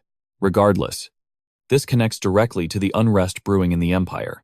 Furthermore, rumors of the incident on the Bellis estate have reached the imperial throne. The emperor has personally summoned Karon to the capital. Raphael's expression darkens. While Pale stands frozen in shock, Halo decides Karon cannot face this viper's nest alone. He will dispatch Leo and a squad of knights. As escorts? Naturally, he must first gauge Karon's resolve. If the boy refuses, Halo will not force his hand. Tails questions if such leniency is wise. Halo dismisses the concern, citing Karon's youth. But beneath the surface, the patriarch needs to understand the true intent behind Karon's deal with the Bellis heir. He commands, summon Karon immediately. The scene shifts to Karon honing his skills in the hall. Blissfully unaware he is about to be dragged before the family council to dock, answer for his rogue diplomacy. Mid-swing, Karon senses a presence and asks when Zers arrived. Zers replies he has been watching. Karon notes that besides blood relatives, Zers is the only outsider permitted in this sacred training ground. Yet he rarely shows his face. What catastrophe brings him here? Zers nods grimly. Karon must prepare for a journey to the capital. The family head demands his presence at the council. All answers await him there. Moments before they enter, the butler swings the heavy doors wide. Halo's voice booms, asking if Karon enjoyed his debut mission. Karon answers simply, yes. Halo wastes no time. He summoned him regarding the incident in the barony. Karon lacked the rank to authorize business treaties. So why did he overstep? Karon thinks, fantastic. So, this is an interrogation, not a victory lap. Halo press, asking if Karon realized his arrogance could have been seen as a grave insult to House Bellis. Karon replies coolly, not at all. The Baron's son accepted the terms of his own free will. Besides, I determined there was something far greater at stake than mere noble etiquette. Halo demands to know what could possibly outweigh the laws of courtesy. Karon meets his gaze and answers with conviction, the honor of our family. Halo looks genuinely pleased. Considering the immense value of the contract, Karon could have claimed the glory for his own reputation. Instead, he prioritized the house's prosperity and stepped back. That is the wisdom of a true leader. The relief of not being exiled for unauthorized trading is sweet. As his uncles stare intently, Karon feels the weight of their scrutiny. Halo concludes, ultimately, the deal Karon secured is a massive boon for our house. Pale will handle the final details. After all, a father has every right to reap the benefits of his son's brilliance. Pale agrees to depart at dawn. Halo then drops the bombshell, the imperial letter. His Majesty has summoned Karon, as his fame has already pierced the capital's walls. Karon calculates rapidly, according to Zers. This letter arrived before Halo even returned. He wonders if the imperial intelligence is truly that terrifying, then realizes the truth. The current emperor is a puppet. It is the shadow factions behind the throne, pulling the strings. As the realization settles, a heavy silence fills the room. Halo offers Karon an out if he wishes to refuse. He may. The patriarch knows what this journey implies. The high nobles in the capital are desperate to verify the boy's identity. Staying hidden might be the safer strategic move. So, declining the summons is a valid path. Zers glances at Halo, puzzled by this uncharacteristic mercy. But Karon grins. Of course he will go. It is a chance to finally see his maternal grandfather. However, he asks if he is traveling solo. Noting Leo was also on the mission, Halo confirms Leo will join. Escorted by Han's elite squad, Karon questions the heavy guard, with his grandfather there. Is protection necessary? Halo delivers a savage retort. Do not flatter yourself. They are not there for your safety. They are there because no one knows what kind of chaos you will unleash next. Ouch. Even his own father knows he is a walking disaster. Cut to the Bellis Barony, where they are finalizing the treaty. Pale commends their cooperation and asks Rohan if the Baron is truly aware of these terms. Rohan confirms his father's approval. The mine's yield will be split 80% to Reston and 20% to Bellis. Since mana crystals are obscenely profitable, even a fraction ensures wealth. However, the clause dedicating 5% of that share, specifically to the deal with Karon and Leo, was a dangerous gamble for the Bellis family. They fulfilled the request. Sure, but demanding such a massive commission fee from a top Imperial Academy graduate, it bordered on extortion, yet Rohan reveals the truth. It is a calculated tribute to buy the loyalty of these young monsters early. Pale scoffs, seeing right through the act, but Rohan doubles down, claiming he is investing in the future overlords of the fortress. Pale calls it shameless, yet he respects the audacity. A bold play. Baron Bellis is truly blessed with a terrifyingly sharp son. Rohan laughs it off, feigning humility beneath Pale's brilliance. Then, the focus shifts to the children's verdict. Karon's eyes are practically flashing with gold coins, while Leo stares, confused by his brother's predatory grin. Karon accepts with the grace of a noble, preaching about partnership and honor. It is a masterclass in acting. The boy is lying through his teeth. He only cares about the payout. Later, alone, Leo asks the fatal question. How will they divide the spoils? Karon answers with chilling casualness. Naturally, I take 9 parts, leaving Leo with 1. Leo asks, "Are you serious?" Karon feigns shock at the hesitation. Leo, blinded by their recent bonding, cannot bring himself to argue. The poor kid just folds and accepts the slave contract. Karon warns him to etch this deal into his soul. Pale watches them from afar, noting how their constant fighting has evolved into an inseparable bond. Ladies and gentlemen, this man is hallucinating. He sees brotherhood where there is only robbery. Karon just scammed Leo out of 90% of their fortune. This isn't a partnership. It is a shark eating a minnow. The scene shifts to the brothers, and Leo is having a mental breakdown. Brother, the capital, the Imperial City, he stammers. I know nothing of that world. I am just a rumored prodigy. He is spiraling into panic, while Karon stands there, unbothered as a statue. We are meeting the Emperor. Leo cries. The living god of this empire, I think terror is the appropriate response. Then, his survival instinct short-circuits, and his brain pivots to the fantasy of high society parties and the legendary beauties of the capital. His teenage hormones are suddenly doing the heavy lifting. Karon sighs at the simplicity. Suddenly, Sabina manifests from thin air. She hypes up the capital, Dasis, as a paradise of chaos where the strong gather. Leo looks up, bewildered. Why is the master here? She claims she came to celebrate their first victory. Then, she demands wine goblets immediately. Karon gives her a deadpan stare.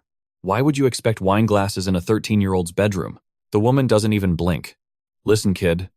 If it holds liquid, it is a cup. She tosses them random vessels and asks the rookie if he has ever tasted alcohol. Leo admits to a few sips. Courtesy of Karon.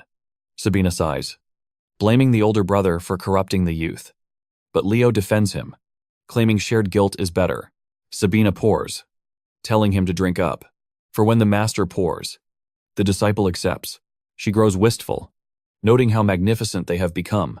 Karon offers thanks, and she reflects. It has been 3 years since she vowed to forge them into weapons. She regrets she won't be there to witness the absolute storm they will bring to the capital. Leo mentions her return to the North Sea, and suddenly, the boy bursts into tears. Will they never meet again? Sabina immediately destroys the moment, roasting him.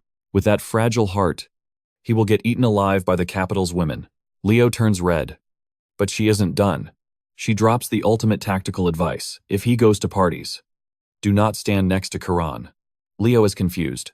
Why? She smirks. Look at him. His face. It's his talent. That devilish charm. Leo realizes the horror. His brother is the main character. Karon will steal every spotlight. Leo grabs Karon's shoulder, lamenting that his own brother is destroying his love life. Karon tells him to shut up and drink his sorrows away. Meanwhile, we cut to Lord Halo, also drinking, because alcoholism runs in this narrative. A knock sounds. It is Pale. Halo beckons him in. He brings up the successful negotiations with the Bellis family, shocked that they surrendered their shares to the boys. Pale explains it was the young Baron's strategy, a long-term investment in power. Halo is impressed, The Bellis heir has the eyes of a hawk. Allies like that are worth their weight in gold. He tells Pale to manage the Bellis connection and offers him a drink. Pale accepts, but his expression darkens. His father does not give praise lightly. There is no logic to it, which means a hidden agenda exists. He suspects it revolves around the capital journey. Halo confirms the suspicion. The Imperial throne never issues direct summons. For Karon to be called personally, it creates a disturbance in the Force. Pale nods. His instincts were sharp. Halo lowers his voice. In that private audience, he witnessed it again. The shadow of terror in the Emperor's gaze. The eyes of a ruler who knows Halo executed the previous tyrant and trembles, wondering if his own neck is next on the block. That fear is the key. Halo senses invisible political currents at play. Pale asks if this is a game of shadows and power. Halo smiles. Without a doubt. Pale notes. The gathering storm. The great houses are circling the capital like vultures. Halo held the power to reject the Emperor's summons. Yet he accepted. Pale leans in, asking for the truth. Why walk into the fire? Halo laughs. He intends to test the steel of Karon's soul. Pale is stunned. But Halo reveals the destiny. Karon was chosen by the Ancestor's blade. Fate has bound him to the core of their bloodline, whether he accepts it or not. He is the pillar of the family. As a scion of House Reston, the world will try to crush him. Pressure will come from every side. That is exactly why Halo opened the door. If Karon is to carry their legacy, he must prove he can survive the flames. He turns the question to Pale. Is he afraid for his son? Pale chokes, spitting his drink across the table in shock. Halo chuckles at the mess. Pale wipes his face and speaks from the heart. He holds absolute faith in his boy. Halo gazes at him, eyes warm with pride, and says that was the only answer he needed. The next dawn, Sabina mounts her steed. Zer approaches, asking if she intends to vanish, without a farewell. She shakes her head. They already shared a toast under the moonlight. Why dampen the mood with goodbyes? Zer grumbles about his missing liquor. Sabina laughs. The boys have their own battlefield to face in the capital. Better to slip away like the wind. She looks forward to the day their paths cross again. Zer promises to guard the wine cellar until her return. As she rides out, she glances up at Karon's tower. He offers a silent bow. She smiles, acknowledging his respect. She returns to her dominion in the North Sea, the place her soul calls home. The invitation stands. Good wine awaits his arrival. Karon sighs, holding her final letter. She truly left nothing but ink on paper. With her protective aura gone, the vultures in the family will strike, right on cue. Tails appears. The aunt departs, and the snakes slither in. Karon sneers. Speak of the devil. Time skip. The day of departure arrives.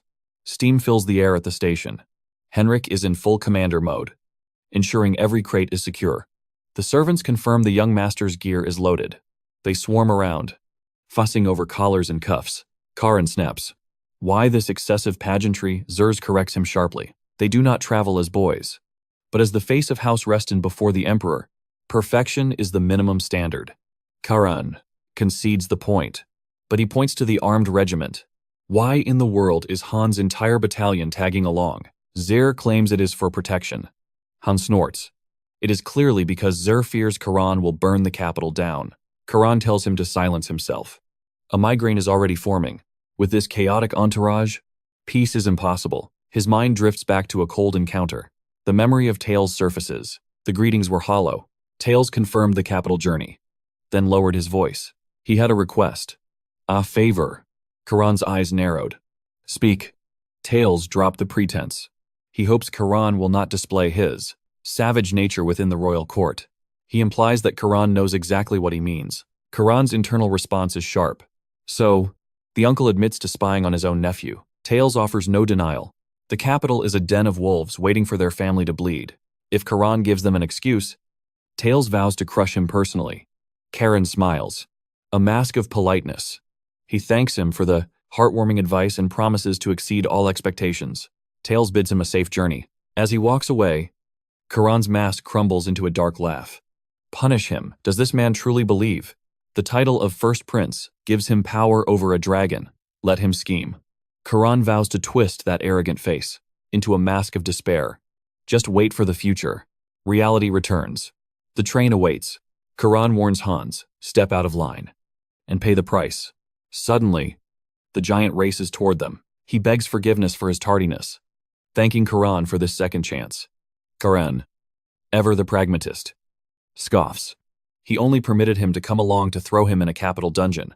He tells him to stay sharp. The whistle blows. All aboard Hans signals the departure.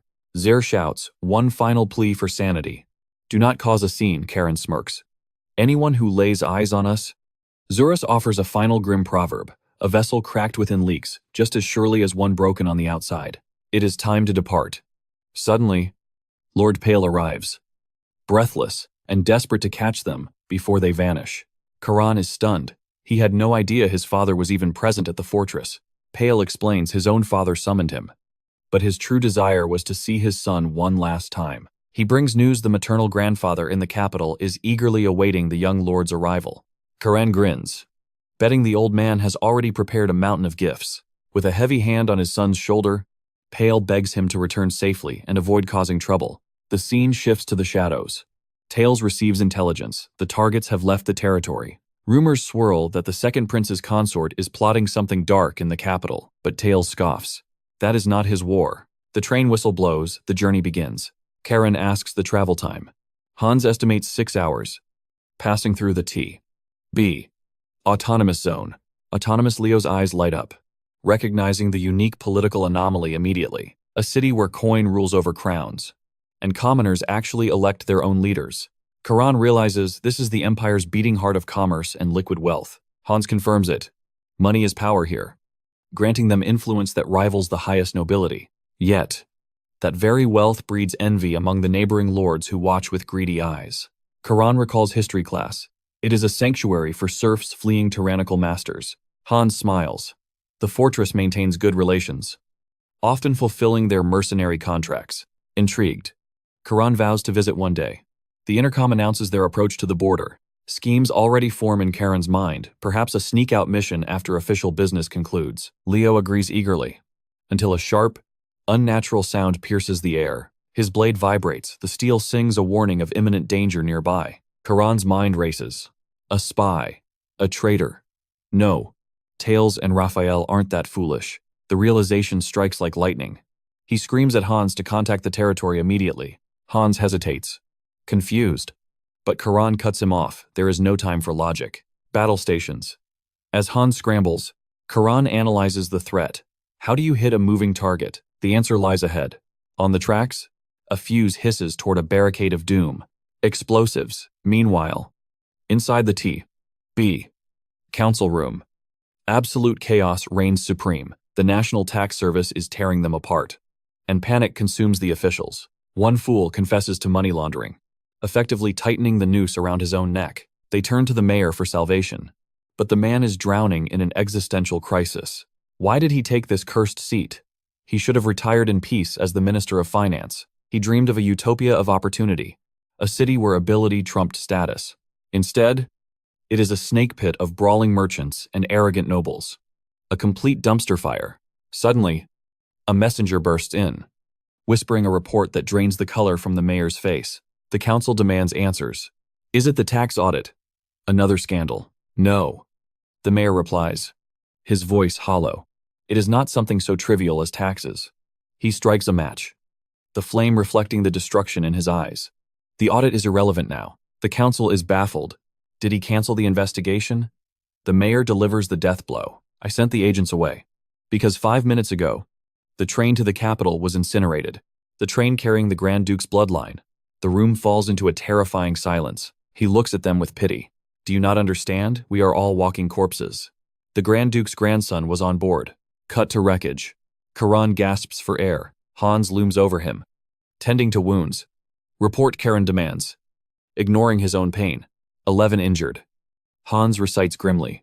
Dale is critical. The car is a ruin. Are totally annihilated.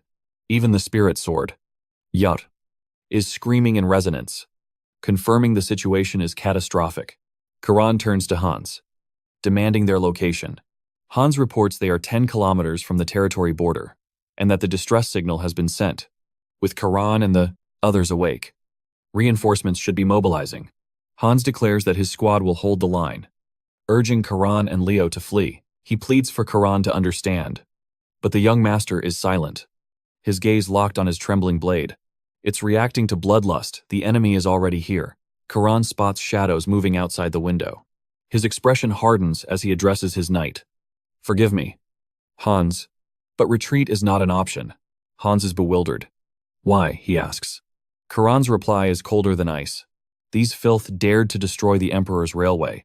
That is high treason, and I do not run from trash like that. He turns to Leo, checking his resolve. Can you fight? Leo nods, without hesitation.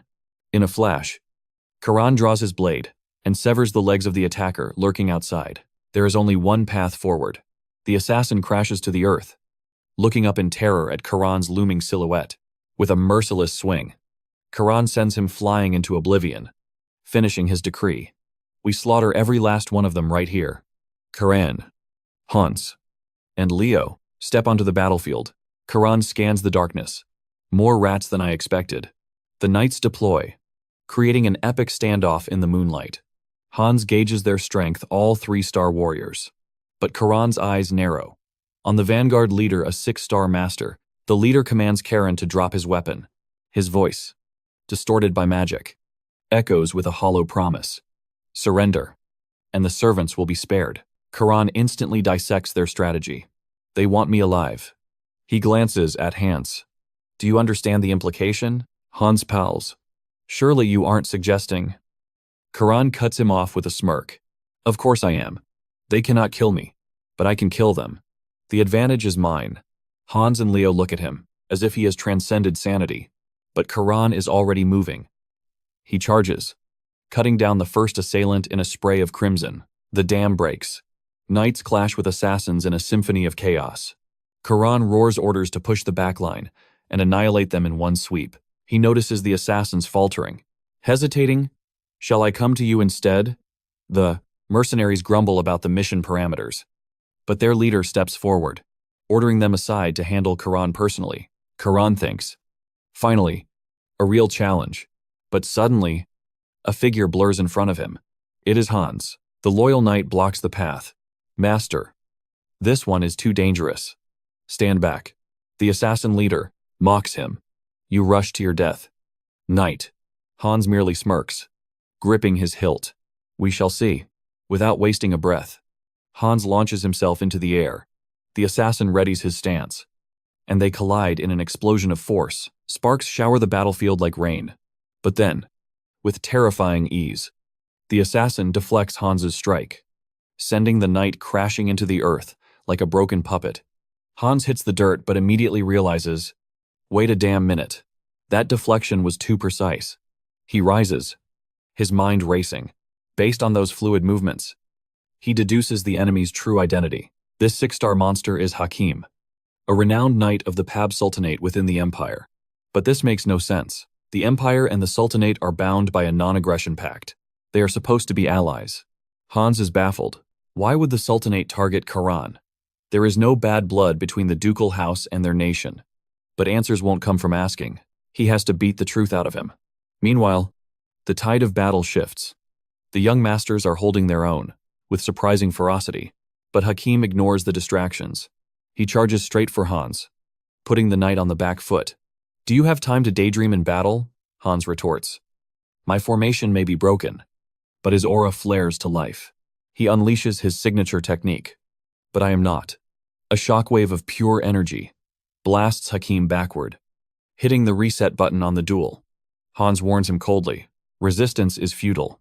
Surrender while you still draw breath. Hakim glances around.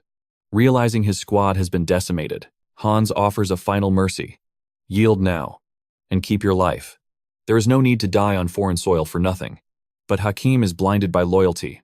I have no interest in debating with the ignorant. He resolves to complete his mission. At Coast, suddenly, his eyes turn pitch black, and crimson veins bulge across his face. Hans recognizes the technique instantly, bursting the meridians. As Hakim's aura shifts to a sinister, violent way, Hans realizes the horror. Mana backlash. This man has no intention of leaving this place alive. At this rate, capture is impossible, and the young masters are in mortal danger. So, Hans does what a guardian must. He lets his own mana run wild, preparing to tank the coming catastrophe. His eyes glow with a brilliant, piercing blue. As Hakim closes the distance, Hans prepares to unleash everything, endure any storm. His eyes glow with azure mana as he prepares for war. As Haim approaches, Hans starts to. The villain powers up, screaming like a super saiyan, when suddenly Karon interrupts, his voice dripping with pure disappointment. He scoffs. Pause. I thought I came along to stop you from causing chaos. But look at you, making a mess. Did you already abandon your babysitting duties? Hakim spins around, eyes wide with disbelief that Karon would dare strike first. He wonders what the hell is happening. Karon just smirks, declaring, I do as I please, and charges in steel flashes. And Hakim's entire arm is sent spiraling through the air. Yeah. He just casually disarmed him, literally. Hakim stumbles back in terror, calling Karon a straight-up monster. Karon shrugs. Is that supposed to be a compliment? I'll take it. But his victory is short-lived. He notices his blade beginning to resonate with a dark energy. Once again, sensing a lingering threat, he demands, Hakim, what exactly are you plotting? Hans remains frozen, trying to process the sudden violence. Hakim smiles grimly, claiming he bears no grudge before whispering an apology. Karon frowns. What are you even apologizing for? Suddenly, Hakim's mana spirals out of control. Hans realizes the horror instantly, screaming at the squad to shield Lord Leo. The young lord stands there, looking absolutely clueless. Zero survival instincts on this kid while everyone dives to protect him. Hans does the same for Karon, tackling him to the dirt. What the hell are you doing? Karon snaps. It's a self-destruct spell, Hans cries. And this is all happening because of my incompetence. The mana screams, swirling into a violent vortex. And we see Hakim's body disintegrating under the pressure, followed by a cataclysmic explosion. Hans throws his body over Karon, a desperate shield against the blast. Amidst the chaos, a voice echoes in Karon's mind. Foolish human, since you finally let me taste fresh nightblood after so long, I shall return the favor. The entity warns him, close your eyes tight, unless you want your eyeballs to burst. Eventually, the smoke clears. Karon steers and nudges Hans. How long are you going to sleep? He actually kicks him awake. Hans gasps. I just used my body to save you. Where is the respect? Karon replies coldly. I never asked for your protection. The mysterious voice speaks again. If not for them, things would have ended far worse. Karon freezes. Wait, who is speaking? He looks down at his blade as the voice continues. Hakim is nothing but scraps of meat now, and you should be grateful. Karon tries to ignore it, but the sword persists, demanding his attention. Karon's eyes widen. Hold on. This sword can talk, and it talks way too much. It turns out, our protagonist had no idea he was wielding a legendary ego sword this entire time. To show the scale of the devastation, we get a comparison shot, revealing the second explosion was absolutely massive compared to the first. Cut to a bit later, as soldiers claw their way out of the wreckage. But Karon remains completely fixated on the talking weapon. I've heard legends, he muses. Mad blacksmiths forging blades from living souls.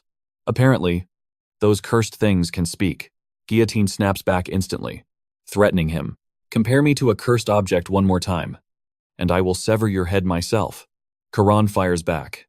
If you'd kill me over something that petty, why bother saving me at all? Guillotine scoffs, calling him pathetic. If I hadn't wasted all my magic power protecting your worthless hide from that blast, I would have taken your head already. Another carriage approaches. Hans tense, fearing enemy reinforcements. But Karon shakes his head. Relax. Not enemies. Guillotine grumbles, complaining that his mana reserves are completely empty. He is exhausted. Karon asks, is cutting down enemies the only way for you to recharge? Guillotine casually mentions, well, if you prefer, I could simply drain the magic directly from your blood. A knight steps out, introducing himself as Captain Hyrie of the Vigilante Corps from the TB territory. Karon ignores him to tease the blade. Oh, craving your master's blood, you really are a demon sword. Hans starts the introductions, but Guillotine snaps. Enough, I'm returning to the scabbard. I cannot deal with this idiot anymore. Karon smirks. Perfect. You talk too much anyway. He sheathes the blade, just as Hans formally introduces Karon to Captain Hyrie. Hyrie explains that the territory feels responsible for this ambush. And by order of the mayor, they are here to escort the members of the Grand Duke's house. Karon nods. Cool. In that case, we have many injured soldiers, so we are counting on you. As they board the carriage, we see Karon lounging in the back, absolutely soaked in enemy blood. Hans hesitates, needing to double-check something. My lord, should we not retreat to the fortress? The vigilantes are still investigating the attack site, but results will be slow. It is too early to assume the danger has passed. Karon remained the eye of the storm, his voice calm. He assured them that Zir had already been summoned and was tearing across the land to join them. He turned to Hans. The old knight's problem was that his mind was a battlefield of worries. With the Imperial Guard marching from the capital, their safety was all but guaranteed. But Karon's eyes narrowed. His focus shifted to a darker puzzle, the fanatic who had detonated himself. He demanded to know if Hans recognized the man. Hans's expression darkened as he confirmed the worst. It was Haim, a legendary 6-star knight from the Pabar Sultanate. The gravity of this revelation settled heavily upon them. Karon's mind raced through the geopolitical map. The Sultanate lay beyond the scorching desert of silence. He wondered aloud if the fragile peace treaty was finally crumbling into dust. The web of conspiracy was tangling tighter by the second. Hans nodded grimly, noting that while tensions between the Empire and the Sultanate were at a boiling point, suicide attacks were far too crude for their usual modus operandi. It reeked of something else. Karon cut to the heart of the matter. Regardless of the method, an attack of this magnitude was a valid casus belli, a declaration of war. He turned his gaze to Leo. He asked for the boy's thoughts. But Leo was lost in a void of trauma. The young squire hadn't heard a single word. His hands trembled violently, clutching a uniform drenched in crimson. The metallic scent of fresh blood was overwhelming. Leo stammered, unable to stop the tremors racking his body. Karon's gaze softened. Just a fraction. It was Leo's first kill. Extinguishing a life leaves a stain on the soul that never truly fades. But Karon's voice turned firm. He had to swallow that horror. To survive in this world meant stepping over corpses. Karon turned away, looking out at the city skyline, and broke the tension with a casual observation about the view. Hans followed his lead. The scene shifted to the mayor's office, where Mayor Gren was sweating bullets, offering excessive pleasantries about their safe arrival. He vowed that the territory would turn over every stone to find the culprits and promised absolute submission to House Reston's investigation. He tried to add more excuses, but Karon sliced through his ramblings. He knew the city wasn't behind the attack. Hans stepped in, soothing the terrified official. He told Gren to breathe easy. Hans noted that the man before them seemed a shadow of the bold Minister of Finance he once knew. Gren flinched, begging them not to reopen old wounds. He bitterly regretted taking this backwater position. He bowed his head, apologizing for rambling before high nobility. Karon, however, hated stiff formalities. He told the elder to drop the act and speak freely. Gren looked scandalized, asking how a mere official could dare use casual speech with a scion of the Great Duke's bloodline. Karon's eyes glinted with mischief. He suggested that if Gren wanted to show respect, perhaps he should kneel and touch his head to the floor. Panic flashed across Gren's face before Karon laughed. Retracting the joke, Gren wiped his brow, relieved. As Karon suggested, they moved the political chess match to a more private venue. In the dim light of a private room, Karon poured wine, the red liquid swirling as he laid out his deduction. The attackers were smugglers. The proof lay in their lack of mana usage and the specific explosives that had obliterated the railway. Such destruction required military-grade firepower, obtained through the black market rather than official channels. Gren nodded, entranced by the logic. Karon continued, his voice low. The Empire's armaments agency was a fortress. Stealing from them was a fool's errand. But what if the source wasn't the Empire at all? What if these weapons of mass destruction were ghosted in from the Sultanate? Gren's eyes went wide as the realization struck him like a physical blow. Only 2 nations on the continent possessed the alchemy for such high-grade explosives. Karon dropped the hammer. He asked if the local merchants were in bed with these smugglers. If so, Gren was sitting on a powder keg. Gren stared in awe at the young noble's terrifying intellect. He admitted the probability was dangerously high. Karon pointed out the trap. If Gren denied it, he would look like an accomplice, And given how sloppy smuggling rings were, finding a scapegoat would be child's play. He leaned in, his presence dominating the room, and told Gren to etch one fact into his very soul. Gren swallowed hard, asking what that might be. Karon's whisper was louder than a shout. This incident had insulted the fortress and its knights. Gren realized he was cornered. House Reston was famous for one rule: they repay favors tenfold. But they repay grudges 100-fold. If he didn't cooperate, his political career and perhaps his life was over. Desperate to change the subject, Gren stammered, asking about Karon's father. Karon's eyebrow raised. He asked if Gren actually knew the Duke. Gren puffed up his chest, claiming they were practically brothers. Karon smirked, noting that such blatant acting proved Gren was a born politician. Gren laughed nervously, claiming that for humans, all the world's a stage. Suddenly, the door burst open. The assistant rushed in, breathless. A message from the capital had arrived. Gren sighed in relief, assuming the Imperial Guard had finally dispatched. But the assistant's face was pale as a sheet. It wasn't just the guard. The commissioner of the National Tax Service was personally leading Special Division 1. The color drained from Gren's face. He looked as if he'd seen a ghost. The man coming was none other than the Demon King, Gale Farish. Gren began to hyperventilate.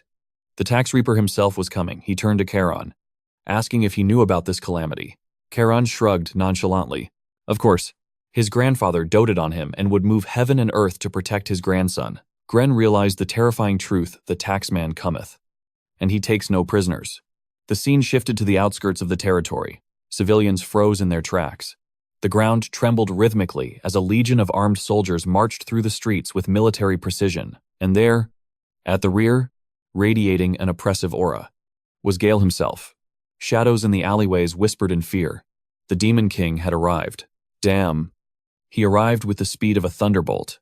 This situation involved blood ties, and when the family is threatened, the patriarch strikes without mercy. Meanwhile, chaos reigned in the mayor's office. The merchant guild rats were losing their minds. A sudden tax audit. Now it was an execution order without due process. You cannot simply ambush them like this. They needed time to bury their sins and dark secrets. Even their puppet mayor failed to buy them a single second to cover their tracks. To make matters catastrophic, it was Special Division 1 conducting the raid. The Grim Reapers of the financial world. Karon watched them, thinking, these fools, they still don't realize the abyss they are staring into. Even after the mercy he showed, that was when Karon delivered the cold, hard reality check. He reminded them that this wasn't some petty theft. They had destroyed Imperial railroads, dared to attack a descendant of Duke Reston, and assaulted fortress personnel, and they did it using smuggled explosives that undoubtedly flowed through their guild. So, yes, every soul in this room should understand why the Emperor's personal executioners are breaking down their doors. The realization hit the merchants like a physical blow. They were finished, desperate to save face. One stammered that they merely needed preparation time. Karon asked for his name, his voice dripping with false politeness. The fool actually answered, Viscount Humorer of the Humor Merchant Guild. Karon's smile turned predatory. Excellent. I will personally mention you to my grandfather, the Commissioner of the National Tax Service. The color drained from the man's face, leaving him pale as a corpse. He panicked, backtracking instantly. Wait, let us reconsider. But fate waits for no one. The doors crashed open. Special Division 1 marched in. The room froze as Gale declared total war. As of this moment, a full tax audit would commence on every guild. The National Tax Service had received intelligence regarding smuggling, tax evasion, and illicit wealth accumulation. And this wasn't just protocol. The Emperor himself had commanded this purge. Karon watched with pride, thinking his grandfather looked far more imposing in military regalia than in some boring civil servant robes. On the sidelines, Leo whispered to Hans, trembling, are they truly that terrifying? Hans nodded grimly. Division 1 hunted whales, nobles, and major guilds. Because they dealt with the untouchables, they held the power to mobilize the Imperial Guard. Essentially, these men were the gods of judgment in the financial world. Leo gulped. So, if you don't pay, they physically destroy you. Ignoring the chaos, Gale approached Karon. It has been 3 long years. He asked how the boy had fared. Karon bowed with perfect grace. I am doing well. Grandfather, it is a joy to see you. Concern flashed in the elder's eyes regarding his health, but Karon assured him his strength was intact. Gale's expression hardened. "Do you have suspects?" Karon shook his head. If his uncles were behind this, they would be ghosts, leaving no trace. But this enemy left breadcrumbs everywhere. Framing the Pab Sultanate, it was too sloppy, too intentional. They weren't even trying to mask their identity. Gale patted his grandson's head gently. He knew the fire of vengeance burned in the boy's heart, but as his grandfather, he refused to let him fight. "I do not doubt your talent," Gale said softly, "but the world is vast and filled with monsters. Assassins still hunted him here. His order was absolute: depart for the capital at dawn. Let the adults wage this war." Karon smiled innocently. "Of course, I will remain right here." But Gale saw through the lie instantly. The boy was full of it. Karon's eyes were blazing with terrifying aura, a psychotic grin stretching across his face. The old man sighed internally. "That boy has absolutely no intention of obeying me." Cut to the estate of the merchant Anne. Panic reigned as he frantically loaded his wealth onto carriages. "Faster! You fools!" he screamed at his servants. "Why have we not departed?" The loading was complete. His wife clung to him, asking if he would not join them. "Do not worry." He lied. "I will follow." As the carriages vanished into the night, they begged him to hurry. Once they were gone, Anne exhaled. He had to secure his bloodline first. But from the rooftops, a shadow watched. "The prey is on the move. Do not lose them." Back at the residence, under the moonlight, our boy was lovingly polishing his massive blade. "Guillotine." Zir emerged from the darkness. "Sharpening your fangs at this hour," he scoffed. "Planning more chaos." Karon didn't look up. "Did you come all this way just to lecture me?" Zir stared intensely. "I am only here because the commissioner forbade you from leaving." Karon's grip tightened on the hilt. "Will you try to stop me?" Zir smirked. "No. I bring a shadow command from the family head himself. Listen closely. Hunt them down. And make them pay. Make them bleed for every soul they stole. And teach them the ruthless iron law of the fortress." Callan bursts out, laughing a dark, manic sound. He was planning a bloodbath anyway, so he accepts the mission with a twisted grin. Zaris immediately realizes this is going to be an endless nightmare. Scene shift to the city streets. Callan and Leo stroll through the shadows. Leo hesitates, asking if extreme measures are truly necessary. Callan retorts that to catch the rat, they must dive into the filth of the black market. Leo sighs. "Fine. But why am I playing the lowly servant?" Callan smirks. "Because that haircut is a crime against humanity. Besides, 2 unaccompanied noble brats wandering around. That screams suspicious target." Leo whines about the role again. Callan sighs. "Bro, I literally just explained that." As they venture down a suffocating alley, Leo panic, offering a chance to retreat. Suddenly, a shadow emerges, declaring this is no place for a noble young lord to be wandering. Their presence here implies a deeper purpose. Karon's hand snaps to his hilt, but the stranger interrupts. "Peace. Zaris sent me." He reveals himself as Julio, signaling a carriage equipped with silence barriers, so they may speak without ears on the wall. Karon deduces Julio's origins, asking how a local became an eye for the Restan bloodline. Julio claims he is simply repaying a debt owed to Zaris from his youth. Karon wastes no time on pleasantries. He reveals a plot to annihilate the Restan family using black market explosives during their journey to the Wa capital. "Does he have a name?" Julio nods. "Only 2 syndicates traffic in such volatile goods, the Kurua and the Kigo. Kurua is an established power in Tibi, but they recently severed ties with the underworld." Karen inquires about Kego. Julio explains they are a band of liberated slaves, willing to commit any sin for gold. Worse, they departed the city just this morning. Leo realizes the timing aligns perfectly with their earlier ambush. Karen declares, their guilt is all but certain. A desperate group starved for coin. Leo asks which path to pursue, as time is against them. Karan smiles. The choice is clear. The greater their desperation, the more reckless their movements. Meanwhile, Gren questions, Gale, is it wise to leave the young master unattended? Gale sighs, admitting his in-law sent a desperate missive, pleading for this arrangement, leaving him bound. In truth, Karan had orchestrated this, asking Gale to find an excuse to detain his brother. Otherwise, the boy would have sortied alone, defying the Duke's orders. Gale is stunned. But Gren offers reassurance. Karon has already demonstrated his prowess. Gale argues that Karon is merely 13. But Gren, he scoffs, brushing aside the concern. To a true prodigy, age is meaningless. Gale warns. Tabi is a viper's nest. The syndicates here have bought the politicians to tighten their chokehold. Even the great houses fear House Reston now. That is precisely why the Emperor stepped in to prevent the Empire from collapsing into a merchant's playground. Gren dreamed of a peaceful retirement. But alas, destiny is cruel. Gren drops a catastrophic revelation. Sir Mason is in the city. Gale freezes. The unyielding shield. Mason. The 8-star knight. If true, they are walking into a death trap. Meanwhile, Julio halts. We are here. Karon eyes the spot, asking if this is the sole entry. Julio nods. Karon's eyes narrow. In a crisis, the enemy could simply seal them inside like rats. Julio tilts a book, triggering a hidden mechanism. Classic black market theatrics. The passage opens. Time to descend into the abyss. Heading down. Leo senses a disturbance. Getting in won't be simple. As expected, 2 gatekeepers block their path. Eyes locking onto them. They recognize the guide. Julio, what is this? Julio gestures calmly.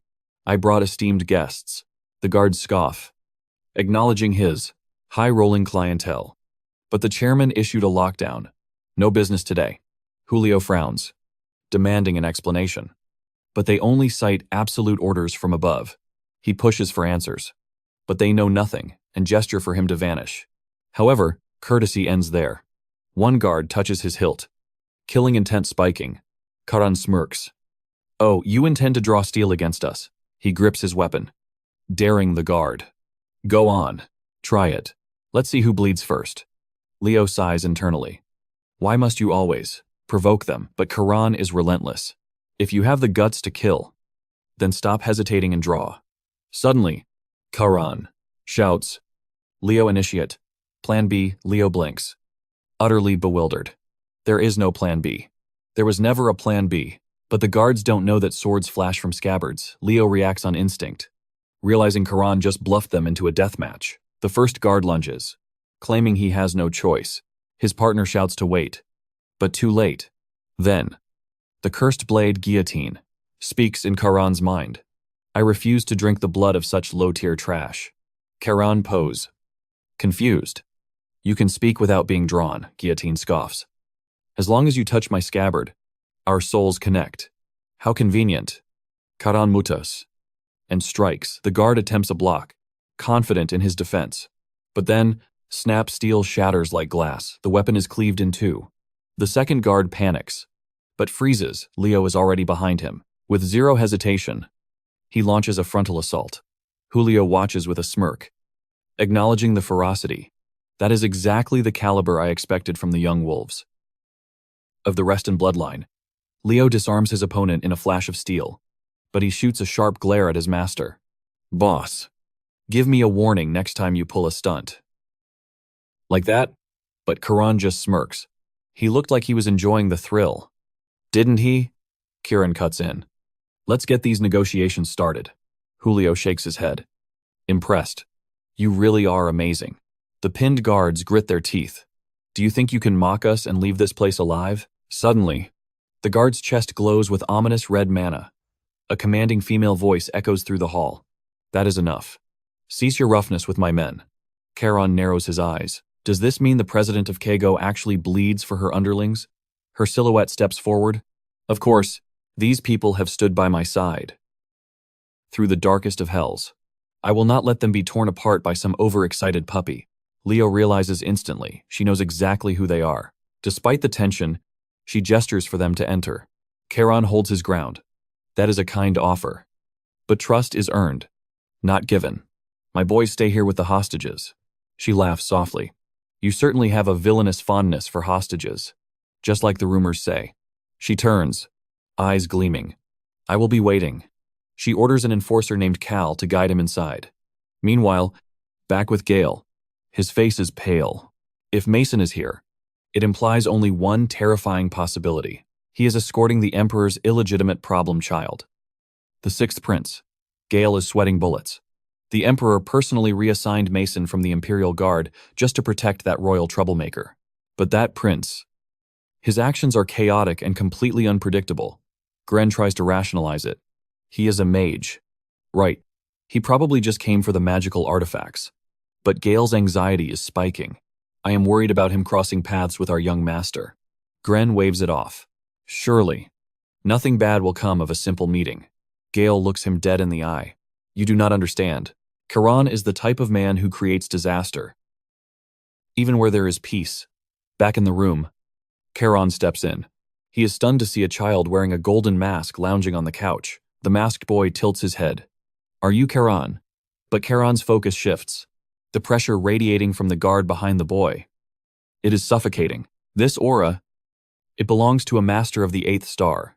That is the same legendary realm as Xeris and Sabina. There are only a handful of 8th star masters in the entire empire. His mind races. Just who the hell is this kid? Leo spots 2 targets. But Karon knows this is no ordinary bodyguard. Karon tests the waters. Are you the president of Kago? The boy chuckles. No, I just came to visit my sister. Karon connects the dots.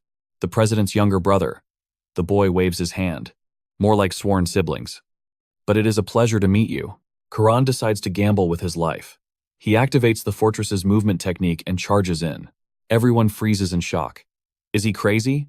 But the boy bursts into laughter. Looking at his guard. Look at that. Mason, I have become a hostage. The boy's eyes sparkle with excitement. This is far more thrilling than I expected. Coming to tea was a brilliant idea. Rio asks casually. So, are you going to make a death threat? Or perhaps a ransom demand? But Karon is profiling him.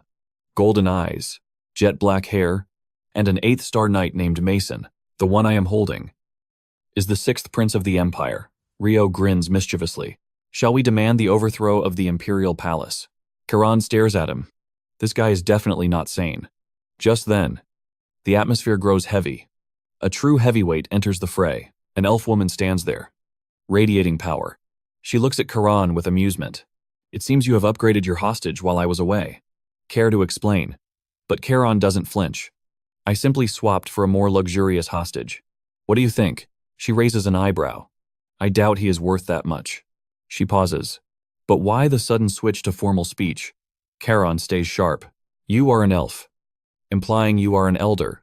But more importantly, I feel immense mana radiating from you. He glances at Rio, and him as well. You are both mages. But your skill is in a league of its own. The elf sighs. If you are here about the explosives used in the train attack, it was not us. So, lower your blade, and speak like a civilized human. Karon scoffs. Why should I believe a word you say? Her eyes flash. If I attacked your family, do you really think I would be careless enough to leave evidence? She flares her mana, and the room trembles. Karon realizes the terrifying truth. With that level of control, she is at least a 7th circle archmage. After that terrifying display, she sits down. Now, are you in the mood to talk? Or do you want to continue this foolish hostage charade? Cut to later. The tension has finally dissolved. Rio and Mason remove their masks. The truth is out. The elven matriarch pours them tea. Yes, we handle explosives, but they are strictly for Rio's magical experiments. She makes it painfully clear. The bombs used to attack the Reston family were not ours. We are scientists, not terrorists. Karon presses immediately. Was it the Karua merchants then? She shuts him down instantly. Impossible. Those cowards wouldn't dare pull a stunt like that. Even if you held a gun to their heads. Suddenly, Karon notices something irritating. Rio is sliding way too close to him on the couch. Karon glares. Move your damn arm. Rio just grins. Unbothered. What is wrong? A little intimacy never hurt. From now on, call me Rio. Like my close friends do? Karon snaps back. Close friends. My ass. Mason jumps in. Panicked. Watch your tongue in front of the prince. But Rio waves him off. Chill out. Mason. Stop being so uptight. Mason looks like he is about to have a mental breakdown. He cannot believe his brother's youngest grandson is such a brat. Meanwhile, Karon's mind is racing. If it wasn't them, then who? The mere mention of the name Halo shifted the atmosphere. Before violence could erupt, the elven matriarch silenced the chaos. She apologized for the delay, introducing herself as Pina, the absolute ruler of this domain. She bowed respectfully, honored to stand before the bloodline of the continent's legendary hero. Halo. She confirmed the explosives were not her doing, but she held the key to the true mastermind's identity. However, there was a condition. Karon smirked. Naturally, name your price. Then, she dropped a bombshell. Her demand was a blood oath friendship with Prince Rio. Karon instantly saw the trap. Aligning a ducal heir with an imperial prince wasn't child's play. It was a declaration of war. The political fallout would be catastrophic. Yet, Leo scoffed, claiming this alliance would only strengthen the Reston family's hand. Karon demanded an explanation for such insanity. How could painting a target on their backs be strategic? Leo's eyes gleamed. The Reston family was destined to make a move soon anyway. This would simply force the central nobles into a panic. Karon admitted the logic held a twisted brilliance, but the risk remained astronomical. Why go this far? That's when Rio dropped his mask. He would burn the world down if it meant destroying his father, the Emperor. His sole ambition was to become the Empire's greatest disgrace. A true rebel. Karon stared in disbelief. You are certifiably insane, Pina interrupted. Sensing the ticking clock, the situation with the knights was critical, and time was running out. She revealed a dark truth. The Imperial Guards of Special Unit 1 weren't there to investigate. They had a shadow objective. Karon pressed for answers. Pina explained the contradiction: the Reston heirs were attacked. Yet the guards were hunting too aggressively. It reeked of a cover-up. She challenged Karon to see the hidden hand behind their so-called justice. Karon's gaze sharpened. Are you implying the guards are colluding with the assassin? Perhaps, she mused. But one fact was undeniable. The guards' mission clashed violently with Karon's survival. She slid a dossier across the table, tracking the assassin's every move. The choice was now his. Karon's eyes locked onto the documents, his mind racing. Meanwhile, under the cover of night, Alan watched his warehouse dissolve into chaos. Sweat dripping as he screamed for his men to move faster. Panic consumed him. He was so close. A noble title. A clean slate, all promised once the assassination succeeded. But the brats had survived, and his golden future had turned into a death sentence. His only solace was that his family had already fled. Or so he prayed. Suddenly, screams tore through the air. Knights breached the perimeter. Alan trembled. Was it the Imperial Guard? My. A chilling voice echoed from the shadows. Working hard this late at night, it wasn't the police. Standing amidst the chaos was Karon, radiating a terrifying aura. Alan froze in terror. It was the very good-for-nothing noble he had tried to slaughter. Karon stepped forward, his eyes void of mercy. For a murderer, you certainly worry about your own kin. Zir stepped from the darkness, handing Karon a heavy, soaking wet sack. Karon hoisted the dripping bag, curious about the contents. Alan. Terror seized Alan's heart. Is that my family? Karon smirked coldly. Check for yourself.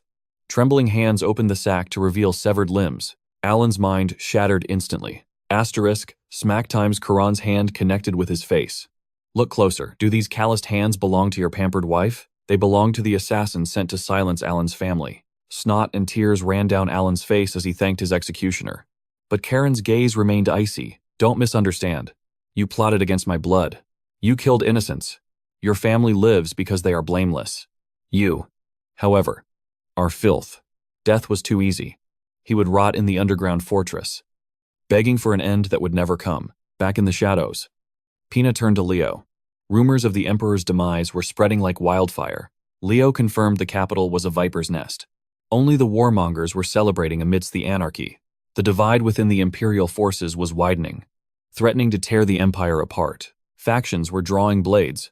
But with this new alliance, Leo had finally secured a weapon to strike back.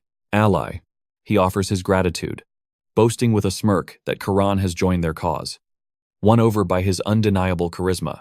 Gio scoffs, reminding him he was far less arrogant when their paths first crossed.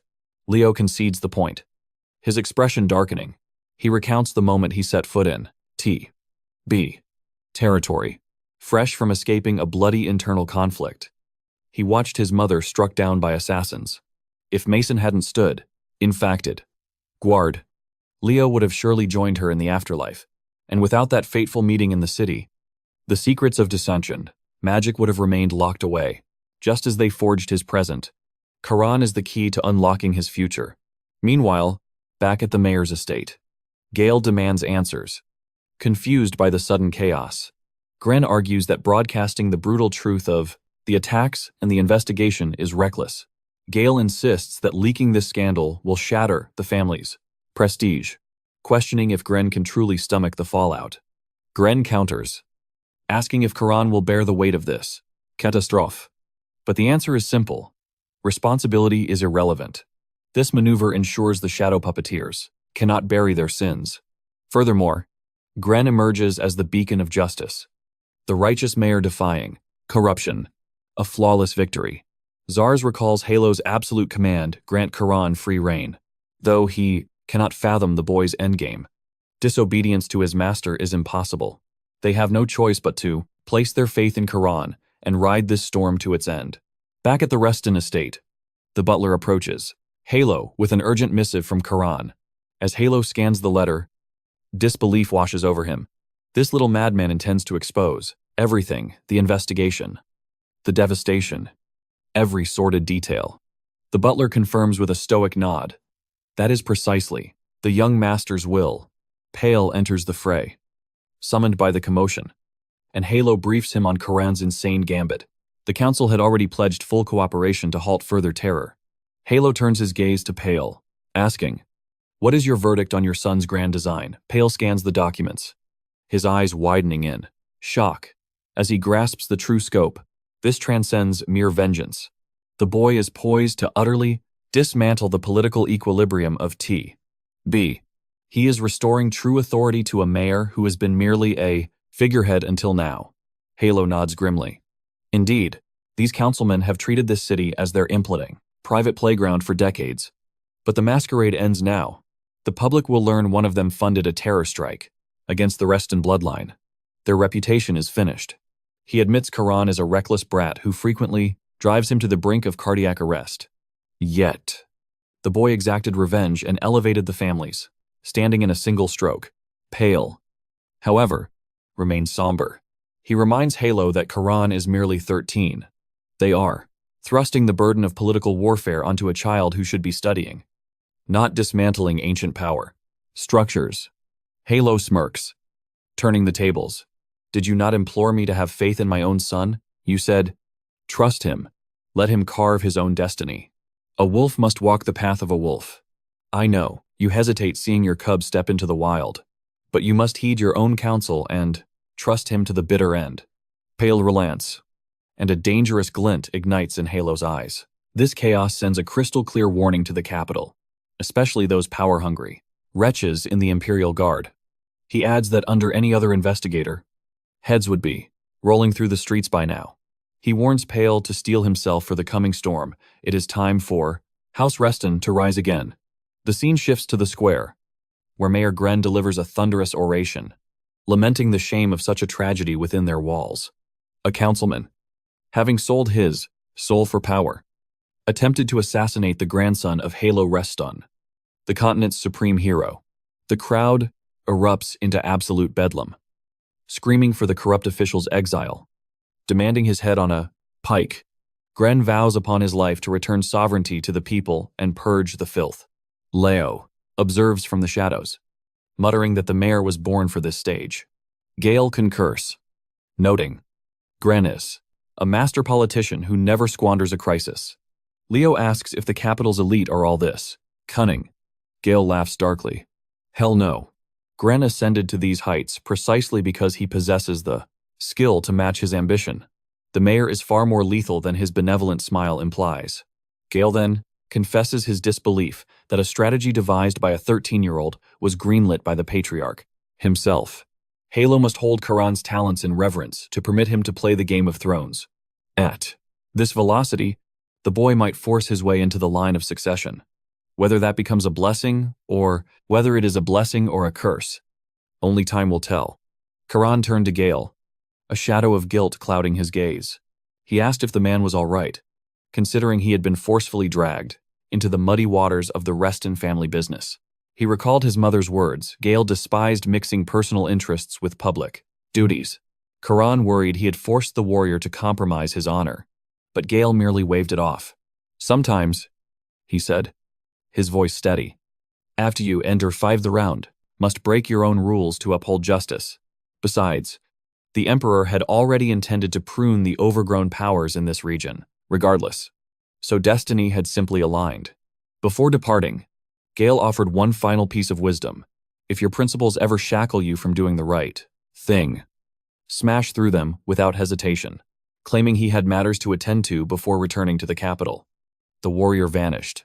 Leo turned to Karon, confused. What part of that speech stirred their blood so effectively? Karon smiled, a cold glint in his eye. It is simple. Psychology. Leo, the mayor just declared war on the corrupt elite. When the old giants finally collapse, the common folk see a ladder to the heavens. Of course, they are celebrating the coming chaos. Leo admitted he did not truly grasp the sentiment. Karon scoffed. That is because you were raised like a delicate orchid in a glass greenhouse. Leo immediately fired back. Rich words coming from the heir of the continent's wealthiest bloodline. That night, at Gren's estate, Karon praised the speech. Thanks to you. The people are buzzing with a fierce energy. Gren shook his head humbly. I merely fired the weapon. It was you who gave me the ammunition and a righteous cause to fight for. Karon smirked. I suppose I should thank you for phrasing it that way. But Gren insisted he was only stating facts. His expression turned serious as he asked about the security. Karon confirmed that reinforcements from the fortress had already arrived. Gren laughed heartily. The Duchy of Reston truly moves with the speed of lightning. Leo looked around nervously.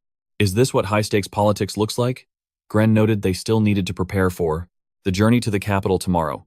We have been delayed long enough. Karon raised a hand. Actually, we have one final gift for you first. Gren looked curious as Karon reached into his coat and produced a heavy, bulging sack. Ambition requires fuel. Gren, consider this your war chest for the great things ahead. Gren's eyes nearly bugged out of his skull. Karon whispered conspiratorially. Just a small cut from the profits of our secret magic stone mine in Bellis's territory. And yes, let us keep this between us. Leo stood frozen in the background, his face screaming. I never agreed to this bribery scheme. Later, the departure preparations began. Xeris approached Karon with a grim update. The carriage is packed, and the Imperial Guard will be escorting us to the capital. Karon frowned. That reeks of interference. But Xeris shook his head. The Halo has already sanctioned it. We have no choice. Leo asked, if Hans is injured, will you accompany us? Xeris sighed. I would love to, but I am assigned to transport the prisoners and the wounded. Sir Hugo will handle your protection. Karon's eyes narrowed. Hugo, the eldest uncle's son. A monster who reached the 6-star realm at only 28 years old. Still, Karon's instincts screamed that this setup was a trap. Suddenly, a luxurious vehicle pulled up. Relio leaned out the window, waving with a sickeningly sweet smile. Had breakfast yet? Boys. Karon took one look, turned to Xeris, and pleaded. Can we not simply teleport or fly? But Xeris shut it down immediately. The die was cast. Then, acting overly friendly, Relio beamed at our protagonist. Excited for our road trip together, Karon glared. Not in this lifetime. What the hell are you even doing here? Relio shrugged smoothly. I knew you wouldn't be thrilled about getting babysat by the Imperial Guard. I get it. You have bad blood. But hey, I am here to smooth things over. Just then, a stranger rolled up, feigning an apology for his tardiness. Apologies. I was wrapping up the investigation on that destroyed railway. Relio introduced him as Luke, who claimed to be honored to escort the prestigious sons of House Reston. Meanwhile, Karon's mind went into overdrive. Hold on. The Imperial Guard isn't investigating the assassination attempt on our duchy, because they are part of it. It was exactly as Ponya had warned him. Karon tested the waters. Is investigating a broken railway truly a priority? You would ignore an attack on the descendants of the family that put the Emperor on the throne. It was absolute insanity. But Luke didn't flinch. The railway belongs to the Emperor himself. Investigating its destruction is a matter of treason. It was a flawless bureaucratic shield. Karan felt rage boiling in his gut, but he forced a smile. Fine, we will accept that logic for now. Xeris whispered. Well played. Young master, there is no point in burning bridges with the Imperial Guard. Before we uncover the puppet master behind the attack. Karan agreed. It was just a theory for now, but the second he found proof that these Imperial Guards were playing fetch for some corrupt noble house, he would personally crush every single one of them. He could not fathom it. The Imperial family. Reduced to glorified servants for the nobility, it was a disgrace. On the road, the silence was suffocating. Relio tried to break the ice. Care for a chat? Karan replied. Ice in his voice. Absolutely not. But Relio persisted. That speech was a masterclass in manipulation. The mayor isn't serving the council. He is consolidating absolute power. He intends to make the Reston family the true center of authority. Karan questions the logic. But Leo sees right through the game.